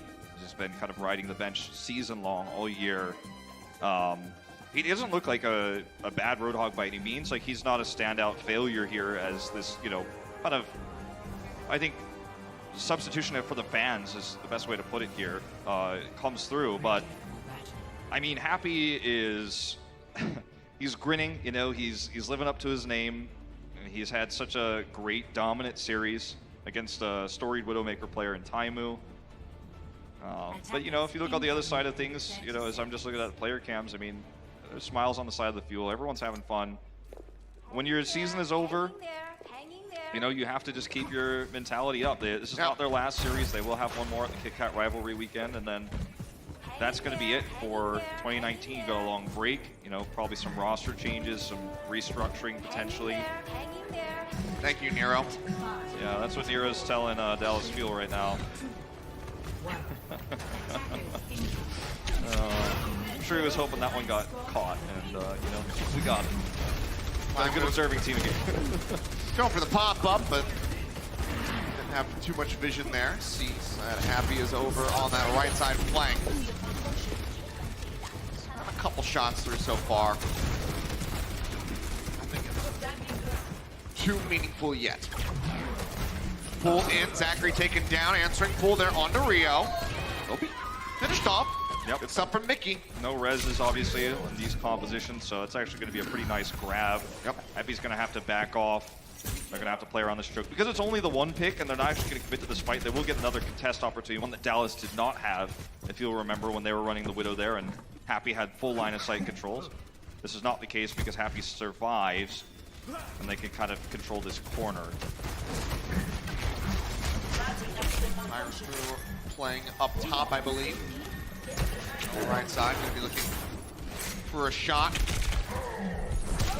Ball comes in. Mickey going to get pulled through. Hero manages to take him down before he can even arrive at his destination. Yep. Dallas feel they know that they can't play forward without Mickey. They don't have the shield break. So we'll just go ahead and swap it up. Now just going to be matching in the mirror as Zachary moves over onto the Mei. Happy just waiting for anyone squishy to pop out. He's otherwise just going to poke Mickey those headshots. Yep, gets attacked there on time move. He's going to be shifting around. He's at 43% inside to the left. Scoped critical accuracy, by the way, when he's aiming only at the hog. Yep, still looking good. OG getting kidnapped, getting taken down. As Happy has the infrasight ready to go. You know what? You just sit there, Tymo. We could then shoot somebody else. Oh my god. And then just gets him in the middle of the drop. I mean, this is a highlight reel. This isn't a match with no playoffs implication. This is Happy's, you know. I don't think I need to talk. I think I'm being redundant. If I talk every time Happy kills somebody. There's another headshot. You can hear the dinks. He's just trying to get his scope accuracy up to over 50. There's another one. He's at 47%. There you go. We need to just keep that up there. You guys could just track it on the screen. Can we just get a live track? You can use a control center to see that if you're at home, you know, you've got that. Yeah, make sure you get your, all access. So that's about half of his shots that connect are headshots, to describe what that means. Oh. He's like, I missed one. Hold on, I need to pause. Something's wrong. All right. Seems like we do have a bit of an issue on the side of the Dallas Fuel, so we'll get that taken care of so we can go back into this highly competitive round of Havana. I mean, let's be fair. Let's be honest with everyone. You know, Mickey's in for the fans, and Dallas Fuel has already lost the series. They've already lost their chances for going to playoffs. Yeah. I think both of these teams are having a lot of fun right now. This still matters for Guangzhou Charge, you know, because you can't draw this map, and they want to get that final map differential to put themselves as high as possible in the seedings. And I believe a win here guarantees them that higher spot than Philly.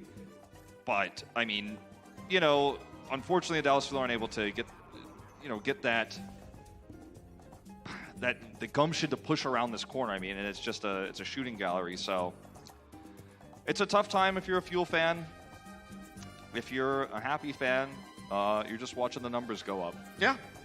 But if you're a Mickey fan, I mean, again, you know, I can jest about this matchup, but truly the players, even though Happy is absolutely dismantling them left, right, and center, there has been a lot of smiles on their faces just watching the cameras here in the studio. Yeah. So it seems like, you know, there's not really much gravity to the situation with this series. Mickey is back in, and he always has a very infectious happiness about him. And I think that you can kind of see that spreading to the players here on stage. Inaugural season, Dennis Avelko award winner. Yeah. Pause is done. We're back into the action here. Straight back through. And this time it's going to be Shu coming up with a kill on Taimu.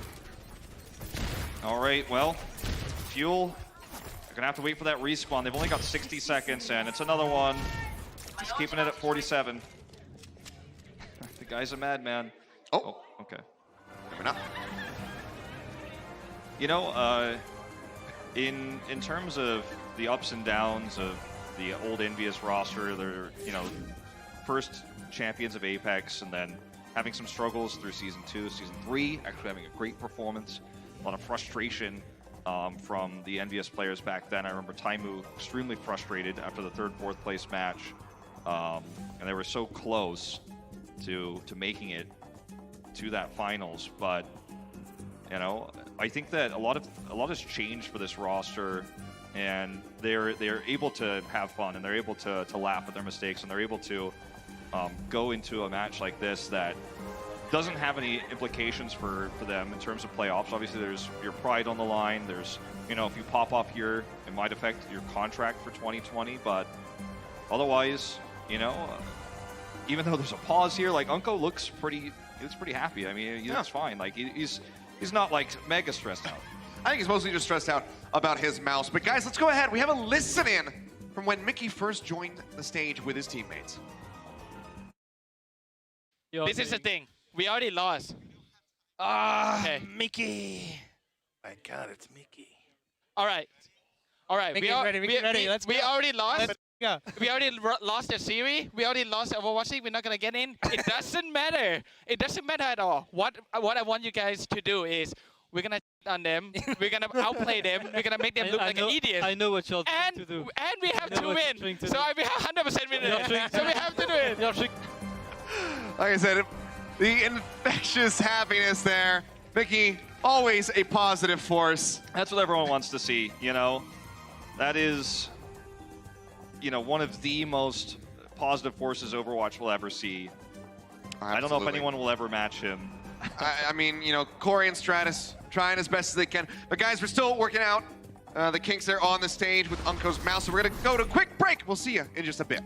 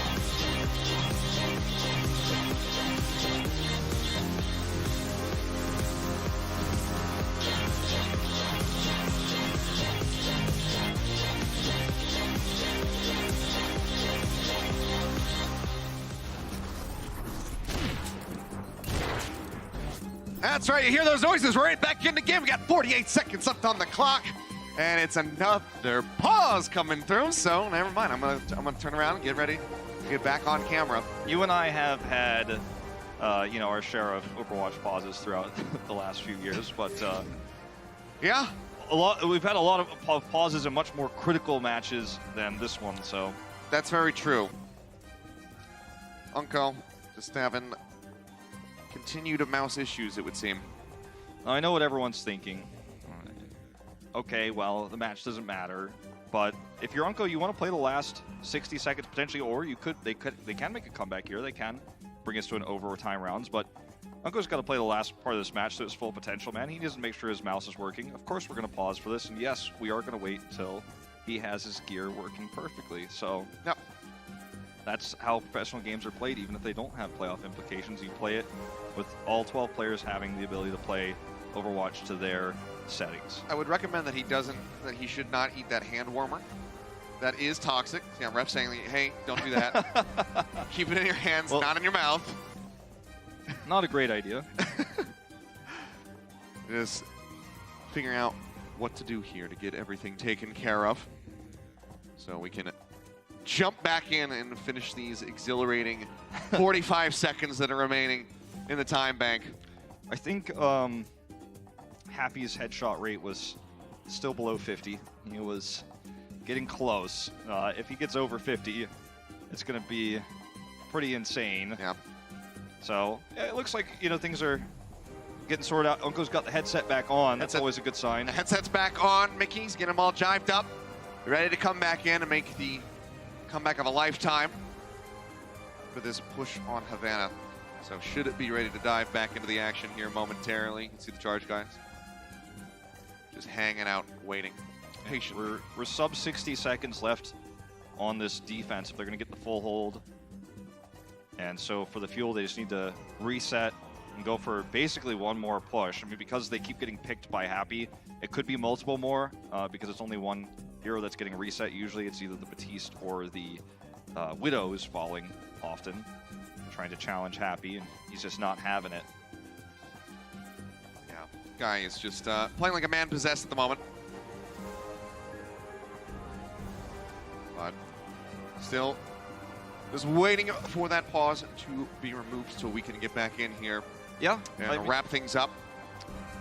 This is definitely one of those situations that can feel a little bit annoying for both sides. Obviously, if you're if you're Unko, you just want your mouse to work. If you're the charge, you're like, I'm in the zone. I've got this pause.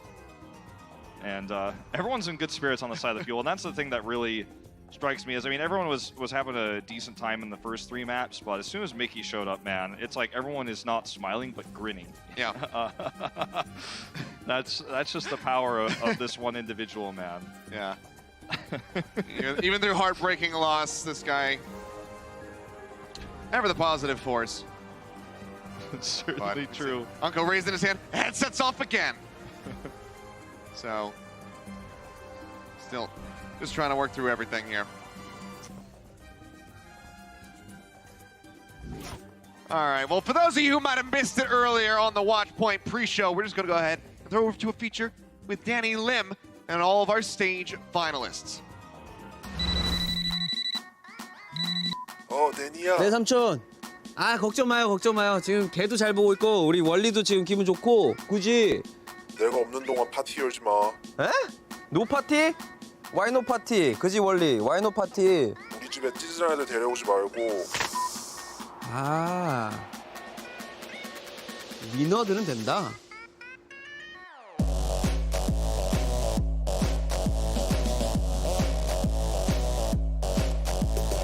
원래는 파티를 하지 말라고 하는데 또 여러분들 같이 또 오버워치 리그 스테이지 1, 스테이지 2, 스테이지 3 이렇게 바베큐 그릴이 딱 있잖아.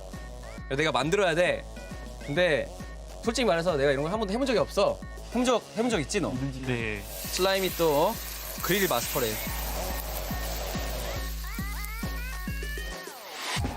첫 번째 우승자랑 좀 이렇게 그 이겼을 때 좀 어땠어? 워낙 쇼커도 너무 잘해서 어떻게 될진 잘 몰랐는데 이길 줄 알았는데.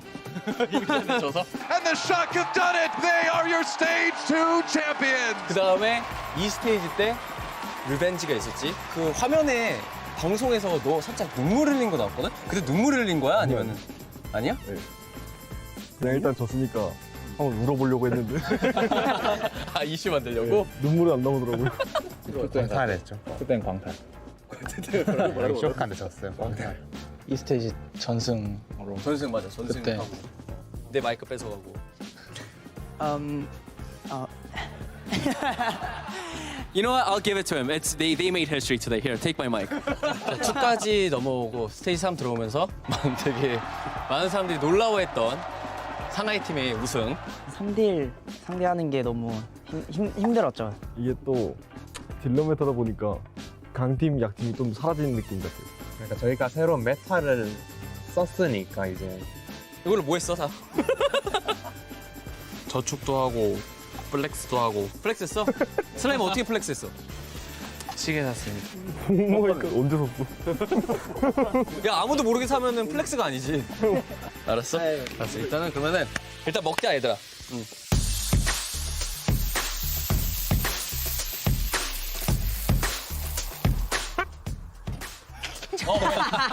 먹었어? 4스테이지에 대한 좀 의견들은 어때? 저희는 근데 원래 팀에 딜러가 많아가지고 기다리고 있었죠. 메이 좀 오랫동안 했기 때문에. 어제 지고 왔을 때 방에서 혼자 울더라고. 울었잖아. 안 울었어? 아 근데 진짜 솔직히 말해서 진짜 오신턴이 너무 잘해요. 이게 핵이에요 위도우가. 위도우 핵. 코레이가 소리가 쏘면 다 미쳤어요 그냥. 다 헤드로 따라가요 유도템처럼. 요즘 그렇게 잘해? 미쳤어요. 뉴욕이 이번에 누가 청주. 그거 삼아 위안이 좀 되긴 했는데. 저희 다음 경기에 또 뉴욕도 4대0으로 졌네? 나이스 하면서. 좀 이번 시즌 마지막 스테이지 4 끝나고 시즌 플레이오프, 시즌 프로 좀 예상을 해보자면 어떻게 될 것 같은지. 센쇼? 센쇼! 나이스. 여기가 결승전 갔다가 아쉽게 질 것 같아요. 내년 2020년 시즌 3 얼마나 좋아? 상하이 팀이 상하이로 가. 얼마나 좋겠어? 좋아 안 좋아? 솔직하게 말해봐. 좋긴 한데 한편으로는 또 안 좋은 게 음식이랑 잘 안 맞아가지고 싫어하는 거 딱 하나 있지. 뭐? 취두부. 취두부? 취두부 안 좋아해? 전 취두부 사랑합니다. 오! 와, 야, 이거 잘 타네. 우와! 뭐야, 진짜.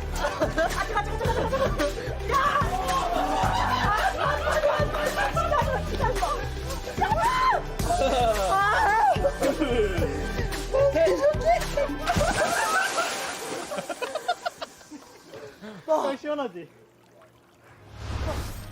Great little feature. Great to see the teams hanging out like that, and I do have to agree. I'm not a big fan of stinky tofu either. Yeah, I'm not on that personally. Yeah. I like a lot of other Taiwanese dishes, but oh yeah, I mean that, and also just, I mean Shanghai's got some great food, so I don't know. There's a lot more than stinky tofu as it turns out in Shanghai, so you got plenty of options there, DM. Guys, we still do have an ongoing technical issue, so we're gonna go to another commercial break, but we'll be back in just a bit, so make sure you stay tuned.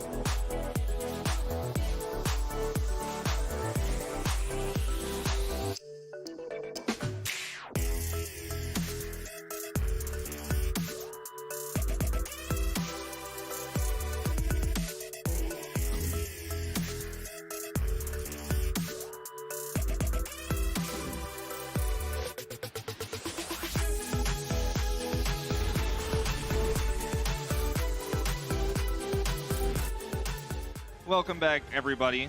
As we are still figuring out this technical issue, it's not yet resolved. We're going to take you guys into a closer look at the London Spitfire Championship skin. London Spitfire recently visited Blizzard headquarters, and we're able to take a closer look, so check it out. It all comes down to this. Are you ready?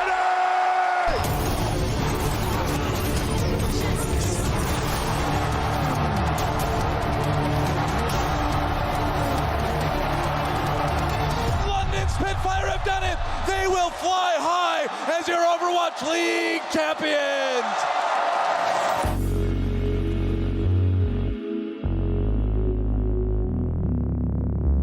Hello, London Spitfire, and welcome to Blizzard. We're here to celebrate you guys being the champions of our inaugural season, and we have something special to show you today. So, all the characters that you all play, which one do you think we made a skin for? I don't know. Winston, D.Va. Okay, Mercy, Winston, D.Va. Which one do you least expect? Symmetra.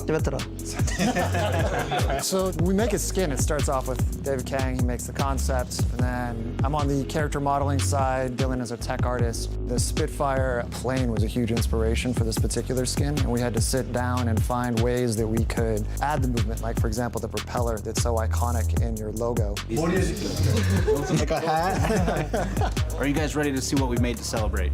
Let's go. All right. 오. 이거 대수업인가? 뭐야? 내가 말한 느낌. 신기하다. 와, 윈스턴으로 고른 건 잘 고른 것 같아. 나 뭔가 뒤에 비행기 있을 것 같더라. 카레 로고는 무조건 있지. 공군 윈스턴 땅에 수연방. 생각보다 신기하네. 거 보고 싶다. So this skin was based on what the London Spitfire pilots were wearing. London Spitfire pilots were pilots in the World War II era. Everything from his vest to his headgear is based on the suit. 맞아, 프레디 머큐리 같다. 그냥 코스에만 있으면 다 프레디 머큐리 같은 거 아니야? 저렇게 비싸잖아 좀. The Spitfire Mark II was the plane that it was modeled after. So we spent a lot of time kind of trying to make sure we did a correct homage to that particular plane. So everything from the shape of the wings to these booster packs, which are actually a fuel tank that certain models of the plane had. They all match the engine of the original Spitfire. So from this angle, you can kind of see where we put the front of the plane. The front of the plane is on Winston's backpack, and so this is what we were talking about with the extra animation. We wanted to find a way to find that propeller to always spin on his backpack. Oh yeah. 기관총이네. 아, 18년 7월 28일이래. This is July 28th, 2018, when you all won the championship. 예. 이 스킨을 끼고 원시의 본능을 쓰면 어떻게 돼? We can show you. 뭐야, 부스터 개간지인데? 이제 비행기에서 연기 빵빵 나고. So now that you guys have seen it, you've had time to absorb it. How would you like to be some of the first people in the world to go test it out in our playtest lab? 나이스. 저희 팀끼리 이제 데스매치를 할 텐데 아마 제가 제일 잘하지 않을까 생각합니다. 딜러가 견제되진 않고 퓨리가 견제가 되는. This match appears to be unbalanced. 루슈 잘생기지 않냐? 평소에 윈스턴을 잘 하지 않는데 저희 팀 스킨이 나왔으니까 한번 사서 플레이 해보고 싶어요. 만들어주셔서 감사하다고 전하고 싶습니다. Bring actually won. 무기 생김새도 좀 마음에 들고 그리고 날짜 그 무기에 박혀 있는 것도 좋고 그랬어요. 팀4 대버그 대나와일. 다 똑같아 닉네임. 아 그래? 저희가 우승을 하고 저희를 위해서 스킨을 이제 뭐 디자인하고 막 만드시는데 시간을 써주셔서 되게 감사하고 전 뭐 윈스턴을 자주 하니까 스킨도 사서 많이 잘 쓸게요. 나 우승! 야, 진 팀이 짬뽕밥 사 오늘. 저희가 우승을 해서 나온 스킨이잖아요. 그래서 좀 플레이하면서 좀 자랑스러웠고 또 한 번 이런 영감을 느낄 수 있었으면 하는 바람입니다.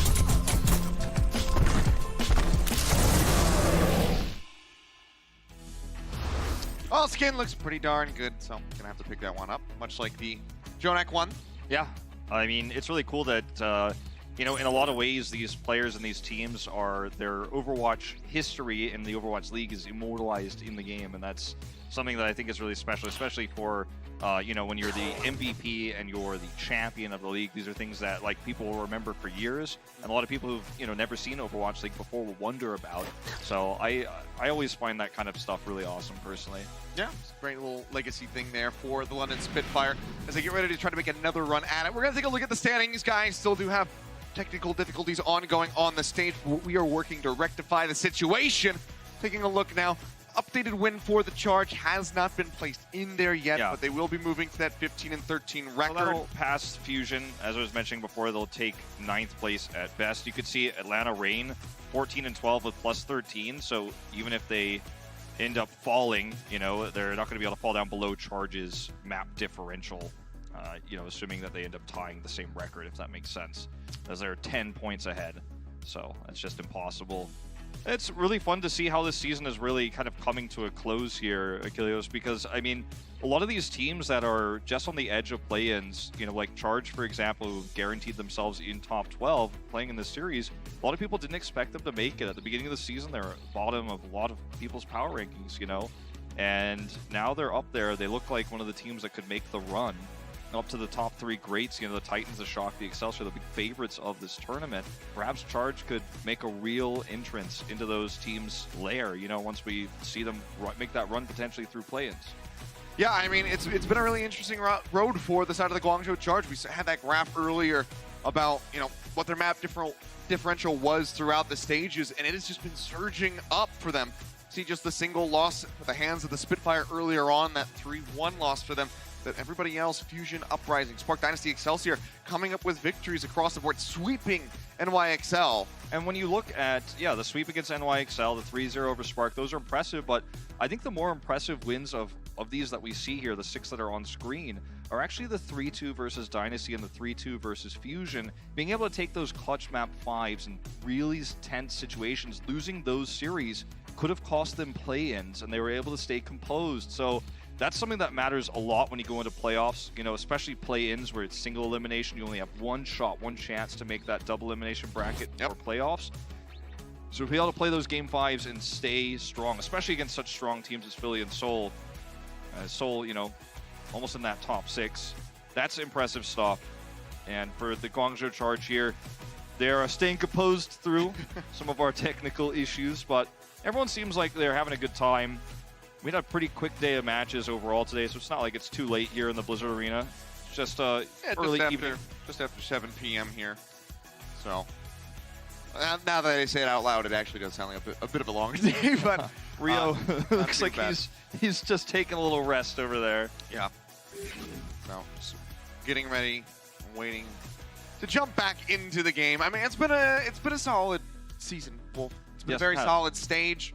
2-2-2 coming through. Things have been very interesting so far, seeing how these teams have evolved or devolved. Yeah, talking about Dallas, by the way, I mean, on the other side of things here, they have to face the Rain. And so the Rain, along with Shock, have the opportunity to get perfect stages at the Kit Kat Rivalry weekend. And given the Rain has already prevented the Justice from having a perfect stage, they look very clean right now.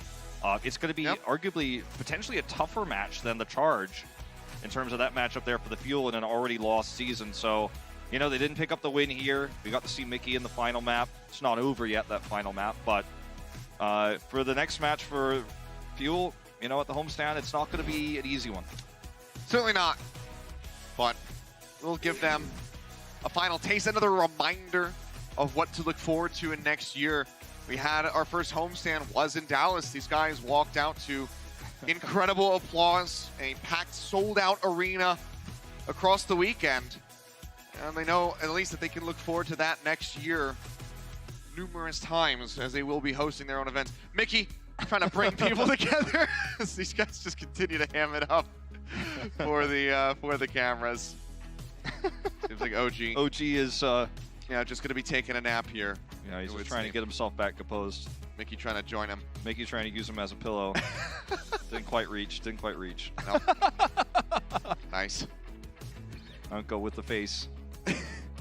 Always love just seeing how people kill time for themselves while they're just sitting there on the stage. Something fishy going on with his mouse. Some meditation here from Closer. We're going to meditate as well as we throw over to another break. Guys, we'll be back in just a few.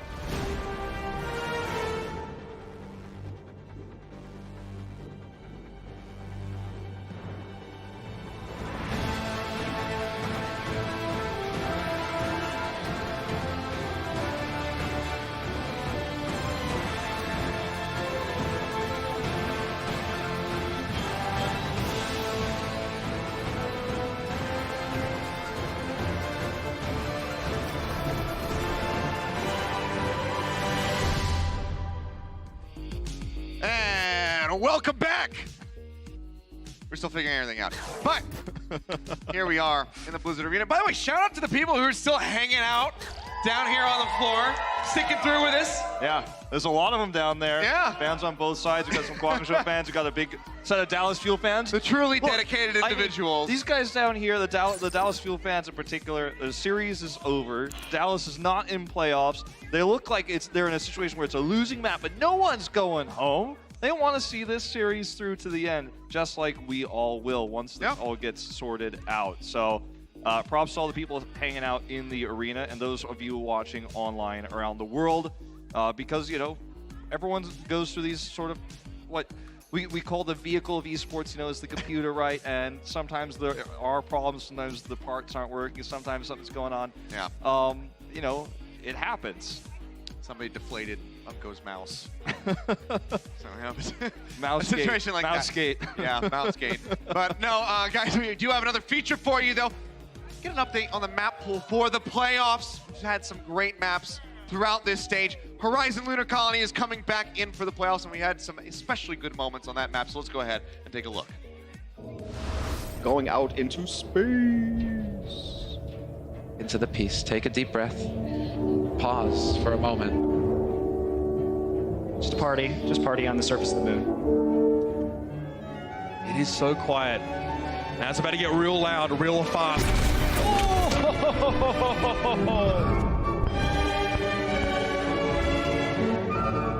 Swinging away like a madman, doesn't even know which way to look, but it doesn't matter. Space, no one can hear you scream when Jonak kills you.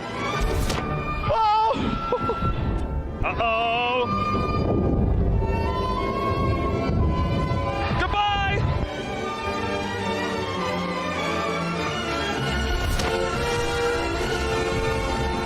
Oh no! Yep, yeah, everyone's gonna die to that. Get off my moon. This is the definition of bad positioning. So now you're just kind of stuck out here in outer space.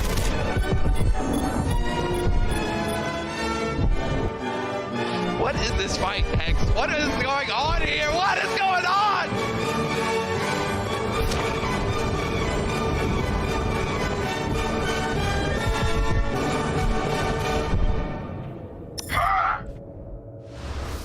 And we can look forward to more action like that, perhaps in the playoffs with Horizon returning, because in space, no one can hear you scream. Yeah, also, I would say usually, you know, you don't want to go out there at the highest level of play. No. We saw so many teams continuously messing that up when there's a Winston on the defense. I mean, they build up the primal and then they just get smacked off the map. There's a reason why that highlight video was able to be made. It's because people did stupid things repeatedly over and over and over again on Horizon Lunar Colony. It's not a hard, fast rule. I mean, there are some exceptions. There are some times, especially individually, where one player might want to use the space to kind of flank or come in at a different angle. But if you're all coming in the same choke, you're going to have a lot of issues with against a AoE Winston abilities. who has Primal Rage. Yes, specifically against a Winston who has Primal Rage can be really bad, but it can also be bad against Blizzard, can be bad against Graviton Surge, you know, Death Blossom, Coalescence. Winston's with Primal Rage. Winston's with Primal Rage is another good example, Seth. I'm sorry.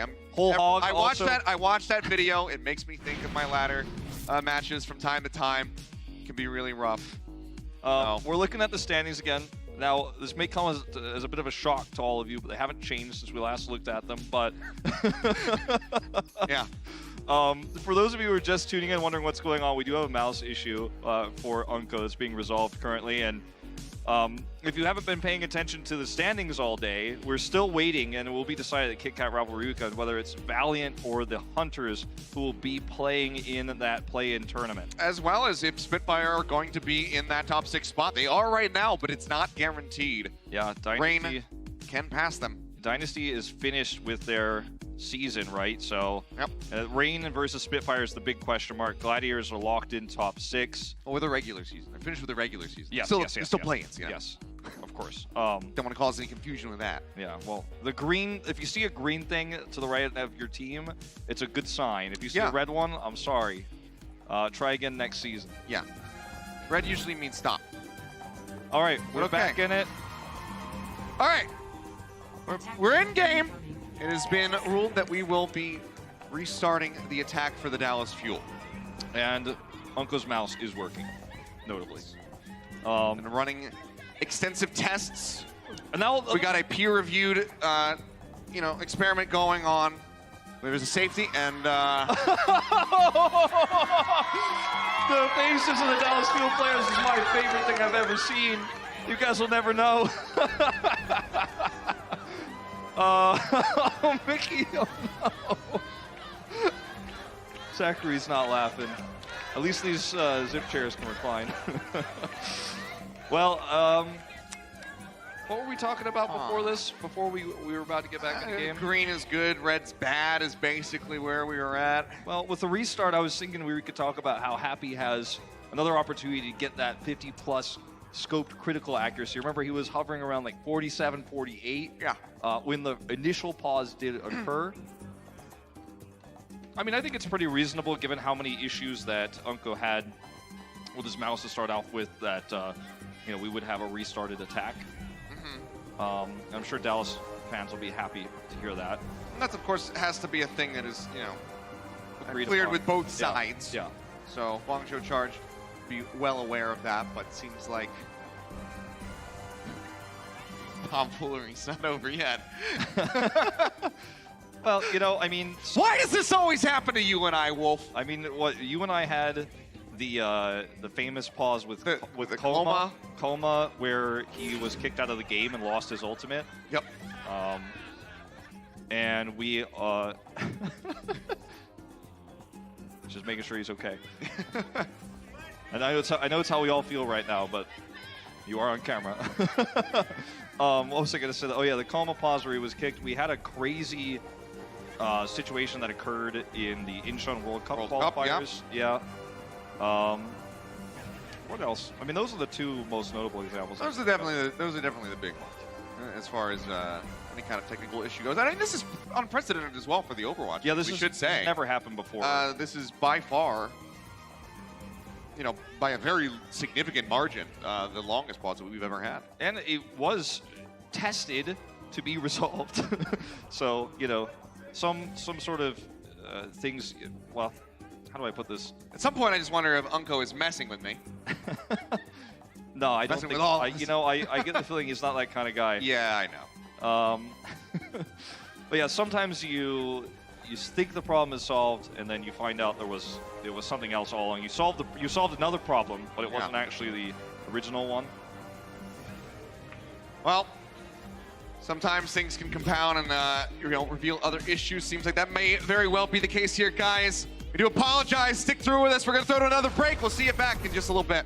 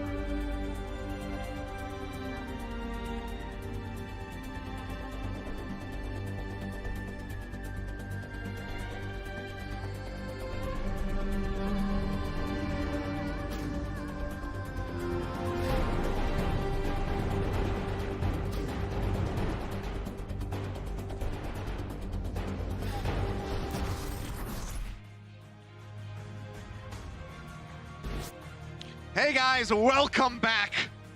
The good news is we're still here. We're still here.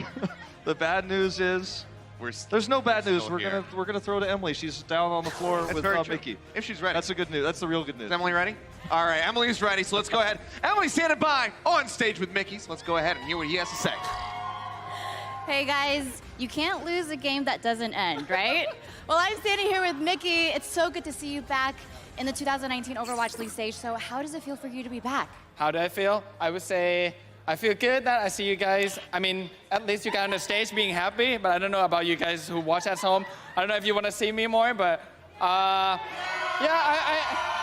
mean, if everyone just like act like that, I would be happy to be here. I mean, one thing I'm sorry about that, we couldn't finish the game, but I hope at least you enjoy seeing me on a stream or whatever. I hope you're happy with that.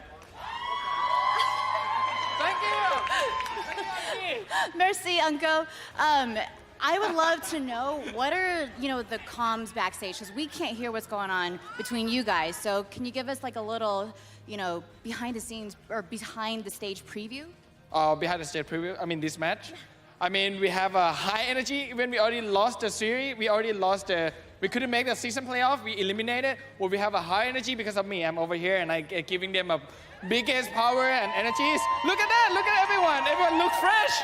Everyone they're trying as hard as possible right now. I mean, Uncle looks like he's dying over there. No, he's not. Yeah, can we get a little word from Uncle? S'il vous plaît? What did you say? Excuse me. The camera's over there, by the way.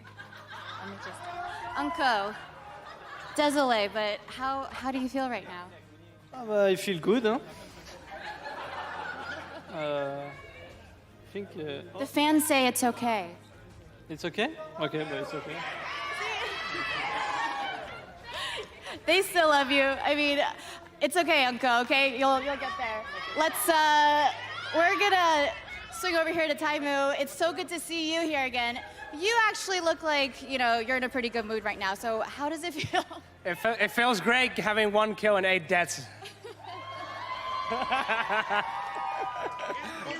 I actually haven't talked to you all season, and here we are now. Yeah, right? Here we are now.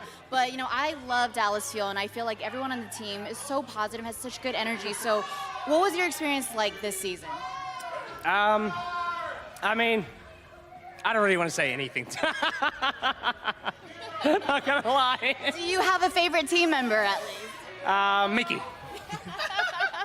All right, well, guys, that's all I have down here with the Dallas Fieldcasters. Back to you. Thank you very much, Emily. Well, right back up to us. Good to hear from those guys. Good to see that Taimu can still maintain a positive attitude, even though he is, I believe he said, 1-8.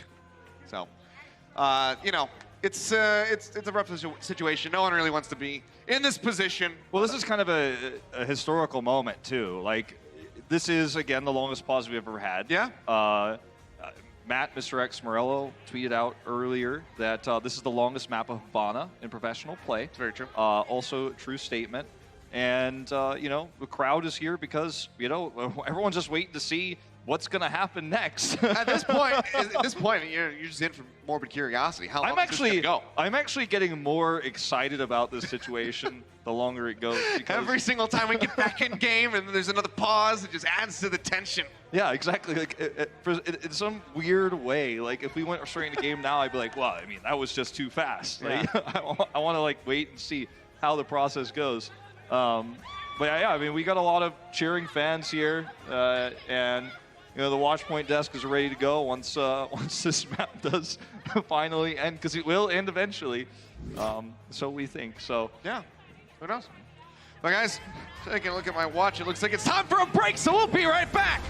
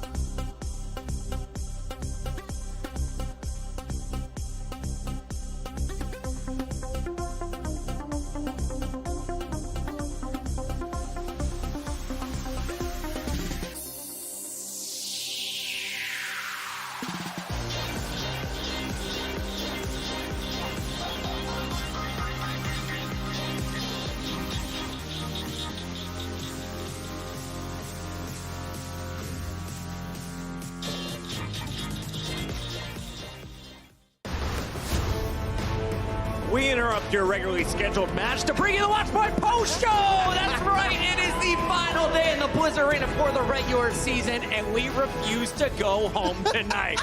Welcome, everybody. I'm your host at the desk, Chris Bucket. We're going to jump into a few early highlights. I brought my friends. We got Zoe. We got Sideshow. Achilles is going to be down here eventually. I was about to say, I really enjoy so much space. Yeah, it's like so comfortable. I'm used to the economy desk, but this is like first class. It's nice. We've had a great day, and what a way to finish it, guys. Let's take a look at some of the best moments from the match that's actually still currently in progress. Nice. It's the number 15 Fuel taking on the Charge. The Charge trying to get into that number 9 spot overall, and well, this is we've seen a lot of this recently, Josh. It's just Zachary doesn't seem like he's ready to move yet. It's the best May performance from the Dallas Fuel in ages. Everyone's frozen. Oof.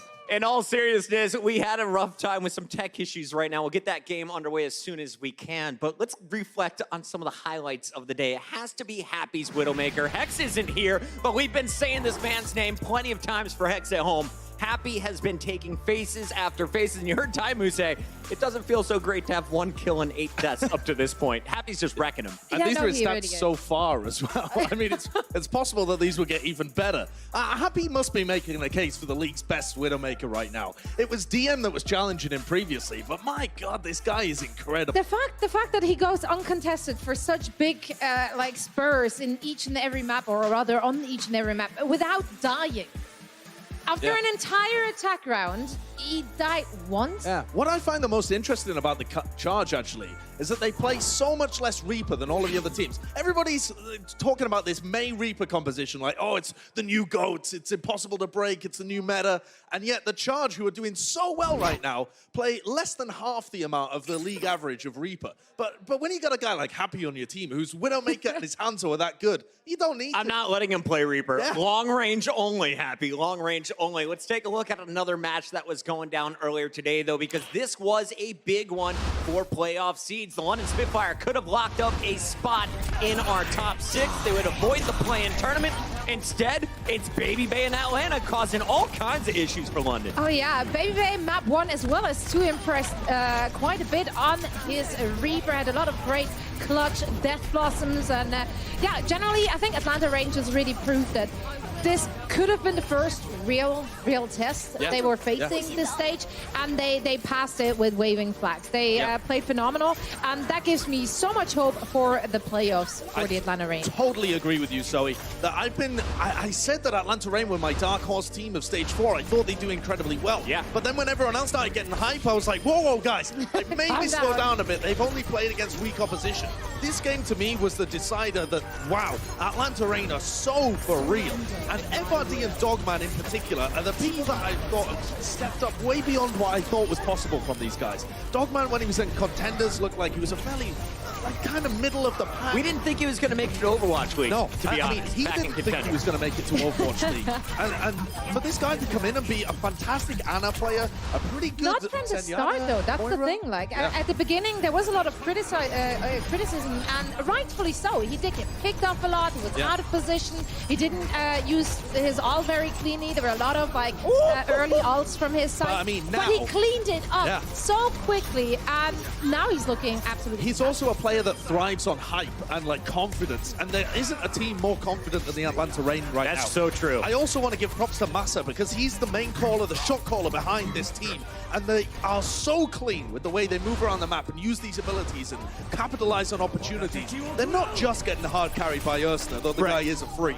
They're just, in general, such a clean team. It feels like this team is just leveling up across the board right now, but they still have 2 more matches to go. Do you think if they keep playing the way they did today, these are easy 4-0s again? I mean, they're going to be against, what was it? Dallas and Boston. That should be 2 victories right there. I mean, they really just have to continue playing the way they play right now. And unless there is some miracle in the making within the next few days for either of those 2 teams, I don't see them getting very far against the Atlanta Reign, to be honest. What a day. Erster popping off on the Widow. We also saw him on the Hanzo.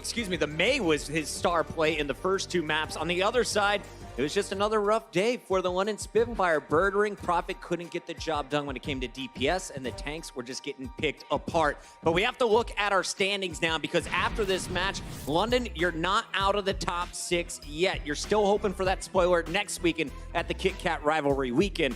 But that Atlanta Reign squad, currently in number 7, still 2 games to go, could definitely be jumping up. Can they challenge the Gladiators? If Gladiators get upset by Valiant, maybe they rise even higher. Yeah, I mean, the Atlanta Reign are looking very good now to be able to take that 6th place spot and overtake the London Spitfire.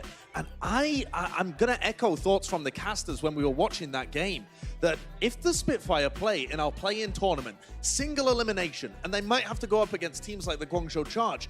I mean, they beat the Guangzhou Charge earlier in Stage 4.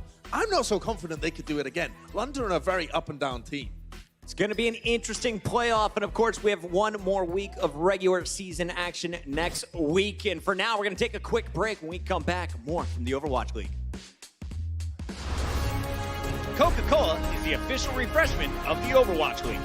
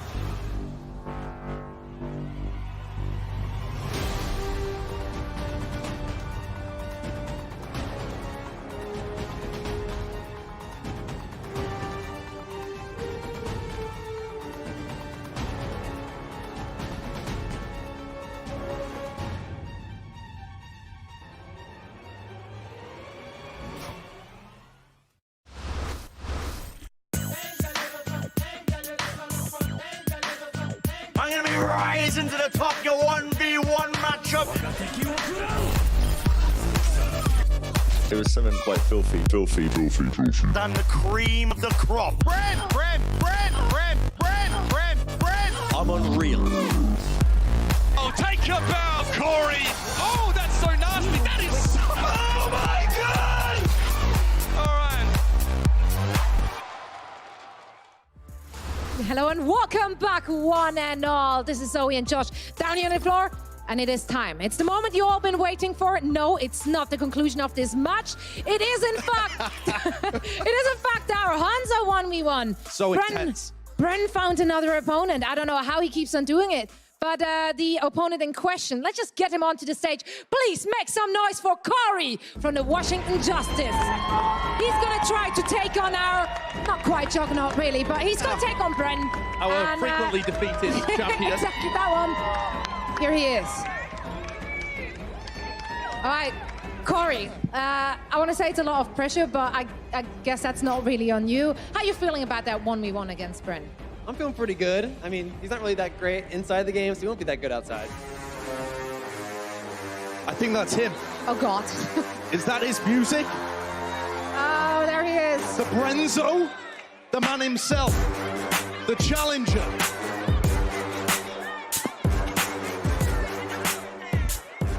Firstly, the utmost respect to Corey for accepting my challenges of the 1v1. A lot of players, I've been asked them around for the 1v1. They've been turning me down. They're scared. They don't want to get on the main stage with me. They don't want to come up against the Bridalmaker, the Brenji, the Brenzo in this case, because they know they're going to get clapped and sent back to wherever they came from, and they're going to be donezo. Their league career finished. Can I have the mic back? No.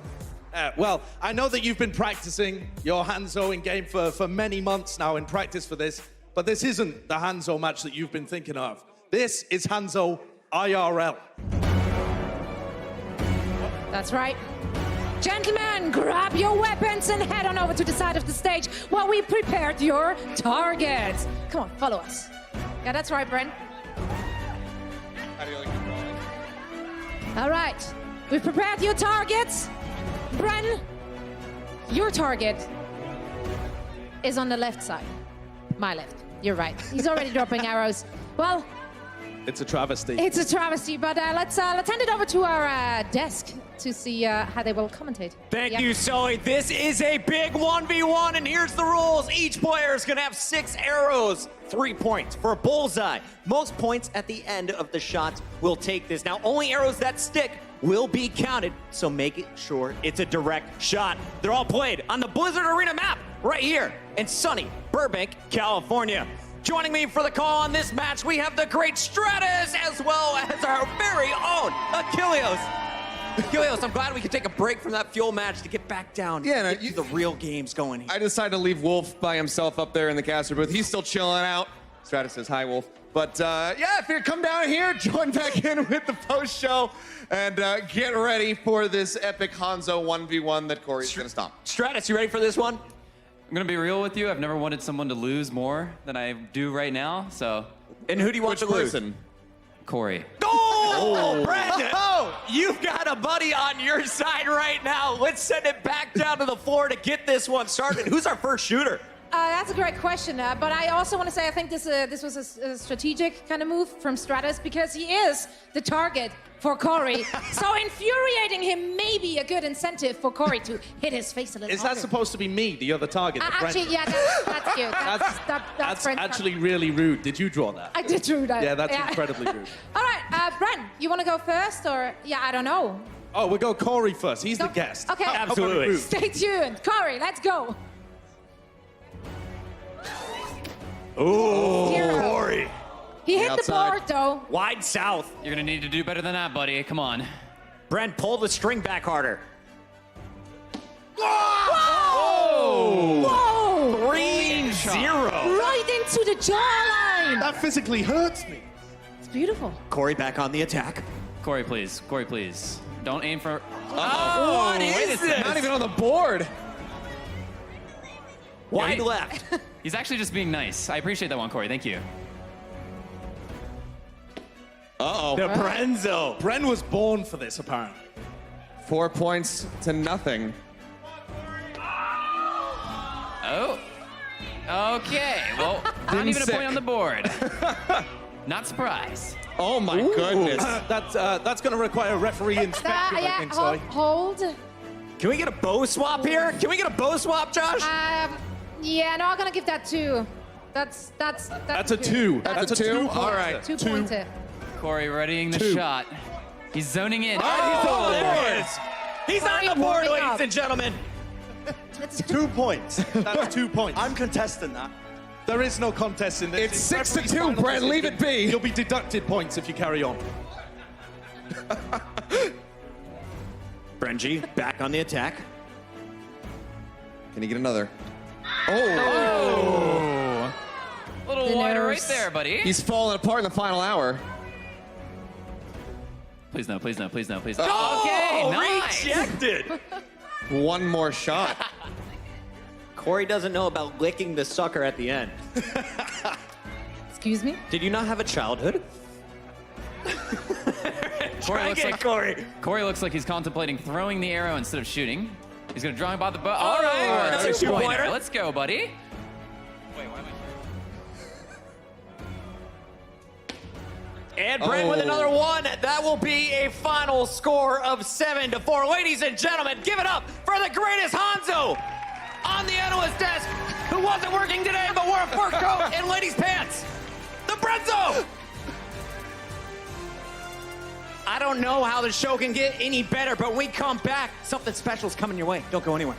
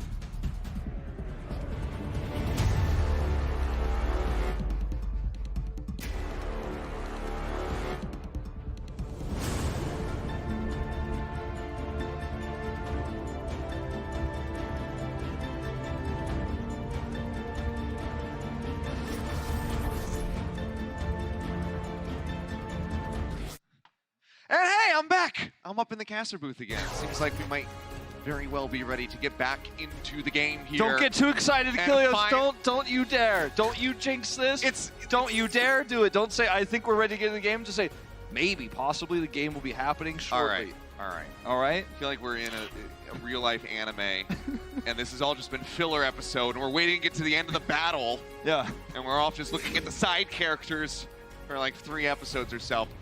But, well, Brent, you know, in the meantime, was finally able to take down a pro player. He had to challenge just about everybody, but he finally got a victory. I mean, Corey had to lose on purpose to make him feel better, but it was definitely entertaining to watch. Shout out to somebody, by the way, for the fantastic drawings. And hey, is that what I think it is? I'm gonna wait. I'm gonna let that counter go down to 0 and have this begin. When we get to 5, I'm gonna have to have everyone who's here in the arena count down from 5. All right? If you can, if you know how to do that. Ready? 5, 4, 3, 2, 7. Oh wait. 1. Oh, I messed it up. I need to go back and learn my rudimentary math. All right. Well, so far, so good, and we will, as mentioned before, be having Dallas restart the attack run. Guangzhou charge time bank 3 minutes and 1 second unchanged. So Dallas Fuel will be coming in here with a second opportunity. And if you guys remember, it's been a while, but they were down to about 60 seconds previously. Happy was hovering around 50%. Scoped accuracy, it was totally dominating. This time, it looks like they might be running something different unless they do a last-second swap. Mickey was on the Hog, but he might be running the Wrecking Ball. Is it teasing? Nope, it's real. The Hog comes out. Yep, and Zachary's going to be flipping back over onto the main. As we go ahead on the attack, Taimu. We're going to go for a left side flank perhaps, but he's going to be taking a bit of damage from that poison trap. Top him back up. Wall's coming through, looking for the pull. Mickey dragged in, taken down. Papa stealing the kill this time from Happy. Yep. Again, right. 45% scope crit hit accuracy. I think another pull there. He was at like 48 or something. He peaked, but I think it dipped down a little bit by the end. Hard to say. Either way, good shot from Taimu. Yep. And Happy as they go back and forth. It's a trade here. He's getting closer to that infra site, which will give him the ability to duel better. Time obviously as the attacking Widow has disadvantage, especially when you get faulted like that. Yeah, a rare miss on the hold actually there for Happy.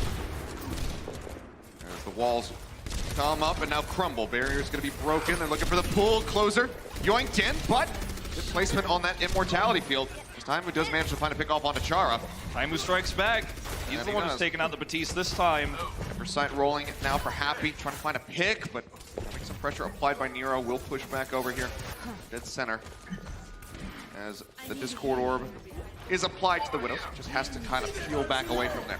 Do you hear that coming through? It's going to be the Ant Matrix from Closer as they start advancing forward, breaking through that Mei wall. Remember, Taimu's going to look for a flank here. They have one shot at this. He's up top now. Ooh, Happy pushing up. Both going to be body tagging each other. The left clicks come in, and Taimu, he's on the board, taking down Happy. Final shot there, being a headshot. Nero doesn't have Blizzard yet, so this is a really good chance for the Dallas Fuel to get a way better time bank. Mortality field thrown down. Rio trying to stay alive, needs to get some burst healing.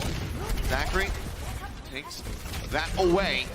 Taimu looks for another angle here, but Mickey's going to be taken out. Hotba finds another pick. That Blizzard does come in. Nero will get taken down. Zachary manages to find that kill, but Charon makes him pay for that one as there's Hotba with Taimu. Finds the elimination. Shu going to be taken down. A bit of an all-out brawl here at the cart, but seems like it will be halted just in front of the point as Mickey rejoins over on that wrecking ball. Full hog from Hoppa, just kind of pushing them all away. Mickey says, you know what? I'm just going to go ahead, go back to spawn, and maybe return to the Roadhog. We'll see if he wants to change things up. Yeah, very much a... Yep, he will. A good choice, I think. I mean, look, when the situation occurs and you have time with the flank and you have this one great shot to take A with a better time bank, we're quickly approaching where we were before the Unco pause of 2019. It's pretty rough to lose out like that, getting Mickey hooked, and then the point starts to turn on you when the Blizzard comes through. Air Blizzard coming out from Zachary. Immortality field going to be used. Char and Hoppa both going to get frozen up. Supercharger, and the Immortality field going to be taken down. Hero currently hovering at about half HP. But Mickey again just pulled forward. Will get taken out, but Taimu finds Chara. Zachary finds Shu. No supports available for the Guangzhou charge now as they try to maintain control of this cart and stop that push from coming in. Now they lose out on to Rio. Need a lot more than that if Charge want to maintain control. With Hoppa going down, it seems like they're going to have to abandon the hold here. Dallas Fuel getting ready to glide in as Nero will get taken out. Well, this is, something that could have reasonably happened in terms of time bank if they were able to take a fight like this on the previous iteration of this map, but they are keeping this close. They're probably not going to get a better time bank if they continue pace, but it's going to be close. But they have to obviously continue to get great fights like this one. And bolts were used on both sides, so it's pretty even. Taimu's got line of sight here. At least trying to be sneaky. Yeah. Hovering underneath the Guangzhou charge. As a supercharger will come through from OG. And for sight is up for Happy. He's looking for Taimu. Jumps over to the side. Keeps himself safe from Happy's view. So far, not going to be seeing too many picks, but grapple over to the side. Happy. Sneaky beaky like. Oh, he's seen now. Yeah, Closer finds himself. Not going to result in much. Blizzard out from Zachary, however. And Shu will be eliminated as he is a Rio and Nero. Happy answers one back, but otherwise, very one-sided as the team wipe comes through. Good comms from Closer. He was able to, set up for this fight. Let them know that there's just no way that Happy can challenge. They can look for the Blizzard fight before Shu has his next Transcendence. Happy does have his own, but Uncle will have his trance ready. So, I mean, this is a really good situation for Dallas. They should be able to, with this delay here, probably take this next fight in the choke. There's no diva here for the charge, so, It's getting closer and closer, but that's going to be another pull in onto Mickey. And they come out. And that's Uncle popping the Transcendence already. Nero's still just going to be holding onto the Blizzard. Going to have to be entirely reliant on perhaps the Immortality field to try to survive that Blizzard should it come through. But now with OG and Uncle getting eliminated, Dallas Fuel going to have to reset. Guangzhou charge can just hold on to these ultimates. Yeah, and that's actually, kind of crazy that they're able to take this fight, force a trance, and hold the Blizzard. They have their own Transcendence. Things are very dire for this next push for the Dallas Fuel. They could try to trade Blizzards here and get Shu's Transcendence out, but that's about it. I mean, You're not going to trade up in this fight. It's going to have to be the second one, and you only have really 2 fights left. And if you are slow as the Fuel are right now, you're only going to get 1 shot at this. That's a great start. No trance now. Yeah, great headshot there from Zachary. Long range. Manages to get rid of that Zenyatta. So now No Transcendence is going to be ready to go, but Blizzard's still going to be used by Nero. OG taking so much damage. Frozen up and Happy on the high ground, completely uncontested at the moment. As I say that, will get contested and will be eliminated. God, a very crucial pickup as the Dallas Fuel suffer losses in the front line. France to rejoin. Rio pushing forward, throwing down that next barrier as Hotbot tries to wrap around the backside to get the kill onto Zachary. Unable to do so, will get frozen for the moment, can take a breather.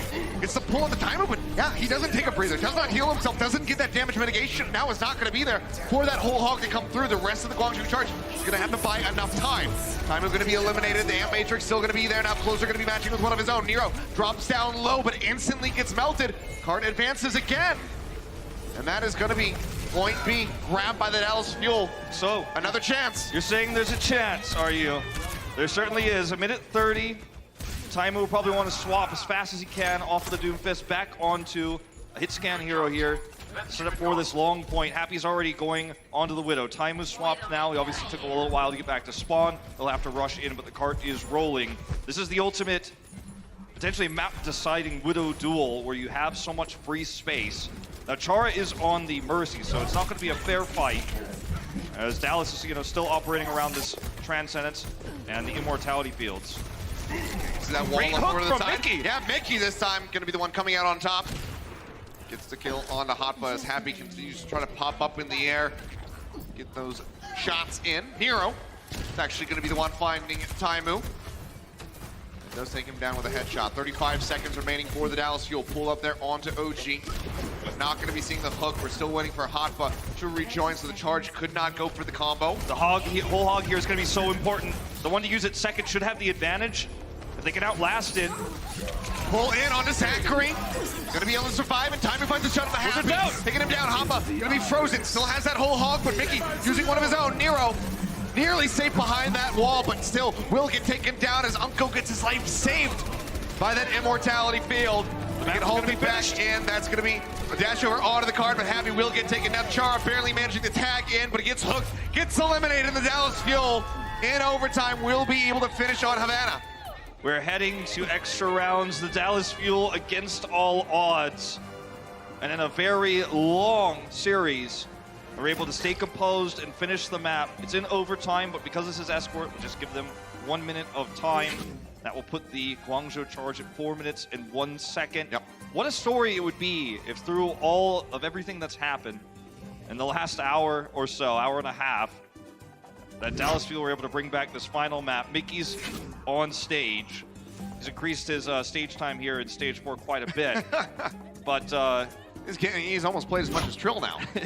He's certainly getting close, right? At least time spent on stage. Yeah, in that chair. But, hey, I mean, that was a really good fight.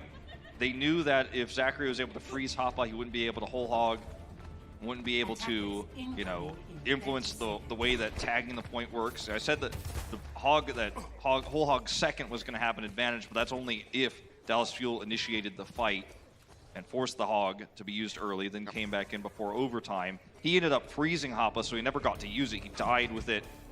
That check mark still intact. For Dallas, they got 1 minute to have the push of a lifetime. Happy's not going to be on. We saw one earlier today. I was going to say, but it feels like yesterday, but Florida Mayhem were able to make it to the end of Route 66. This could actually be a favorable matchup for Taimu because there is no Happy Widow here, so Taimu can outrange the Hanzo, obviously, and has an opportunity to kind of outpoke him if he peeks. It's going to be a little bit sneaky with how he moves around here. Taimu spotted for a second there, but finds Shu instead. Takes his head off. You only see the Taimu around the corner for a second, and then it all goes black. Yep. Now looking for the next one. Time going to be running down. 20 seconds. Nice pull over to the side. The halt hook comes through, and Unko goes down. Still very fast run back for him. Is Happy hovering in the back there, not topped up. Under fire from Taimu, who's desperately looking to get rid of that enemy Hanzo. Okay, comes Happy in. And just kind of has to poke out, take these shots. That's going to be OG taken down to the back of the hull. Into overtime now with Zachary eliminated. Taimu gets rid of that immortality field with Mickey all up in the front by himself. Even with the damage mitigation from the take a breather, it's not enough. And that is as far as the cart will go for Dallas Fuel with that minute on the board. 401. Yep, is what they have to hold the Guangzhou charge off for in order to take this win. You kind of coined the term fuller hold in Overwatch, which is, you know, when you have when there's a full hold, as we saw here. This is an overtime full hold, but still a full hold. When someone holds even harder than that, so for example, someone has a tick and you prevent them getting any ticks on your defense, or you know, someone's unable to take A, they move the card even less. I think if Dallas Fuel is able to hold this for 4 minutes and 1 second after our incredible Unco pause of 2019, in this final map tonight, I think we're going to have to coin the Fueler hold. The Fueler hold? All right. But perhaps. We'll have to see if they can make it happen. It's a very tall order here. Absolutely. Well, will be time. We stick it through with the Widowmaker. Guangzhou charge seems like happy. Just going to be matching, at least at the start. Has that attacking advantage. Can change up what he wants to run.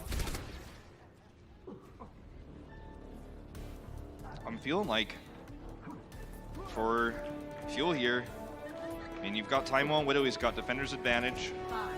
As long as no one gets picked, I mean, this is possible. As unlikely as it is, I mean, we've seen crazier things in Kilios, you and I have. Playing against Happy, that is you're asking for a lot there. Taimu nearly got taken down off the bat. Yeah. Ooh. Shooting underneath the truck. Taimu. This man, he knows how to weave the shots through. That's Mike Toes. Especially after what we saw on Ilios. Good dig there from Happy, though, onto OG's. Gonna be forcing them back. Playing right That's there. a big halt right there. Yeah, in front of the victory box. Some have been calling it as of late. Good for the halt.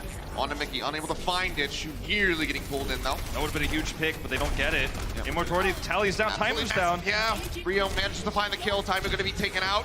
Happy up here on the high ground now, completely unhindered. No one really able to mess with him unless we saw a flank coming through from Zachary. Or at least a boost up, but seems like it's just going to be the kills coming in. Unco tries to get the kill, actually manages to make it happen.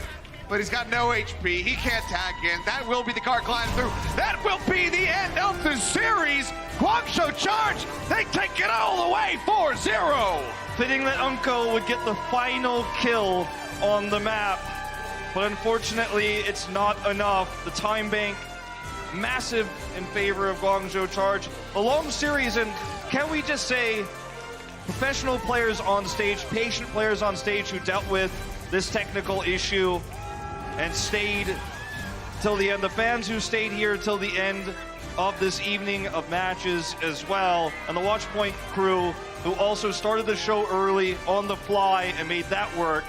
Everyone came together here to finish this series and to keep the show going.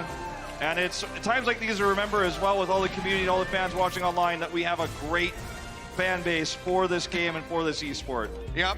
Now you guys can spam in the chat. I was there. You know, you lived through it with us. Here are the standings. So 15-13 for the Guangzhou charge. Able to get that win here at the end of the day and surpass Philly Fusion. Let's figure out who our player of the match is. I have a good idea. Presented by Omen by HP, of course. And it will, in fact, be Happy at the end of it all. A lot of people making some pretty good arguments for themselves, but especially by the end with that attack on Havana. Happy just stole the show. Let's not forget that he had, you know, nearly 50% scoped accuracy on the first iteration of Havana as well. Was hitting insane headshots onto Mickey repeatedly, non-stop. I mean, look at these shots. It's just, like I was saying earlier, it's a frag video for Happy. This isn't a map. This isn't a challenge. This is just absolute annihilation. There were a lot of Happy things. There were a lot of cases for Hotpaw as well, with some really fantastic hooks, but I think Happy steals it away in the end. Yeah, great stuff. 8-9 with the solo kills. I mean, 35 final blows for Happy. Incredible performance from him. Guys, let's go ahead and take a look at the Twitch Cheers Bits board here for the teams. Atlanta Reign still out in front by a very large margin, but Hangzhou Spark maintaining that second place spot. Yeah, Atlanta kind of at the top of the standings as well. Hey, the Fuel! They made it over 3 million! Yep. And they finally have done it. In 4th as well, the Texas team sticking together. Here are our cheer bit leaders as well. Aperture still up there with 30K. Yeah. Aperture maintaining that first place spot. Blackish Bobby disappearing off the top 10. Gonna have to try to make his way back in. Indeed. Well, it's been a good day of Overwatch, I'd say, wouldn't you, Achilles? Well, guys, thank you so much for tuning in, for sticking through with us here. It's been a crazy day. There's no Watch Point post show. We already did that. If you missed it, but make sure you stay tuned for the Q&A with Nero, because that's coming up next for all Access Pass holders.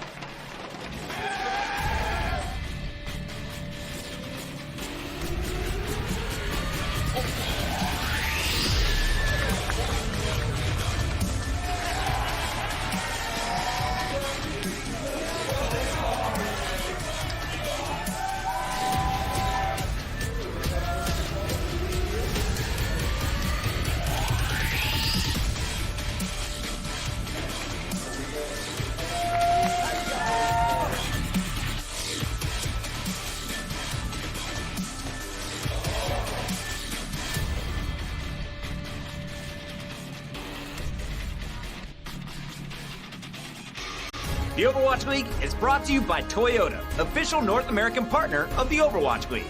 Toyota, let's go places.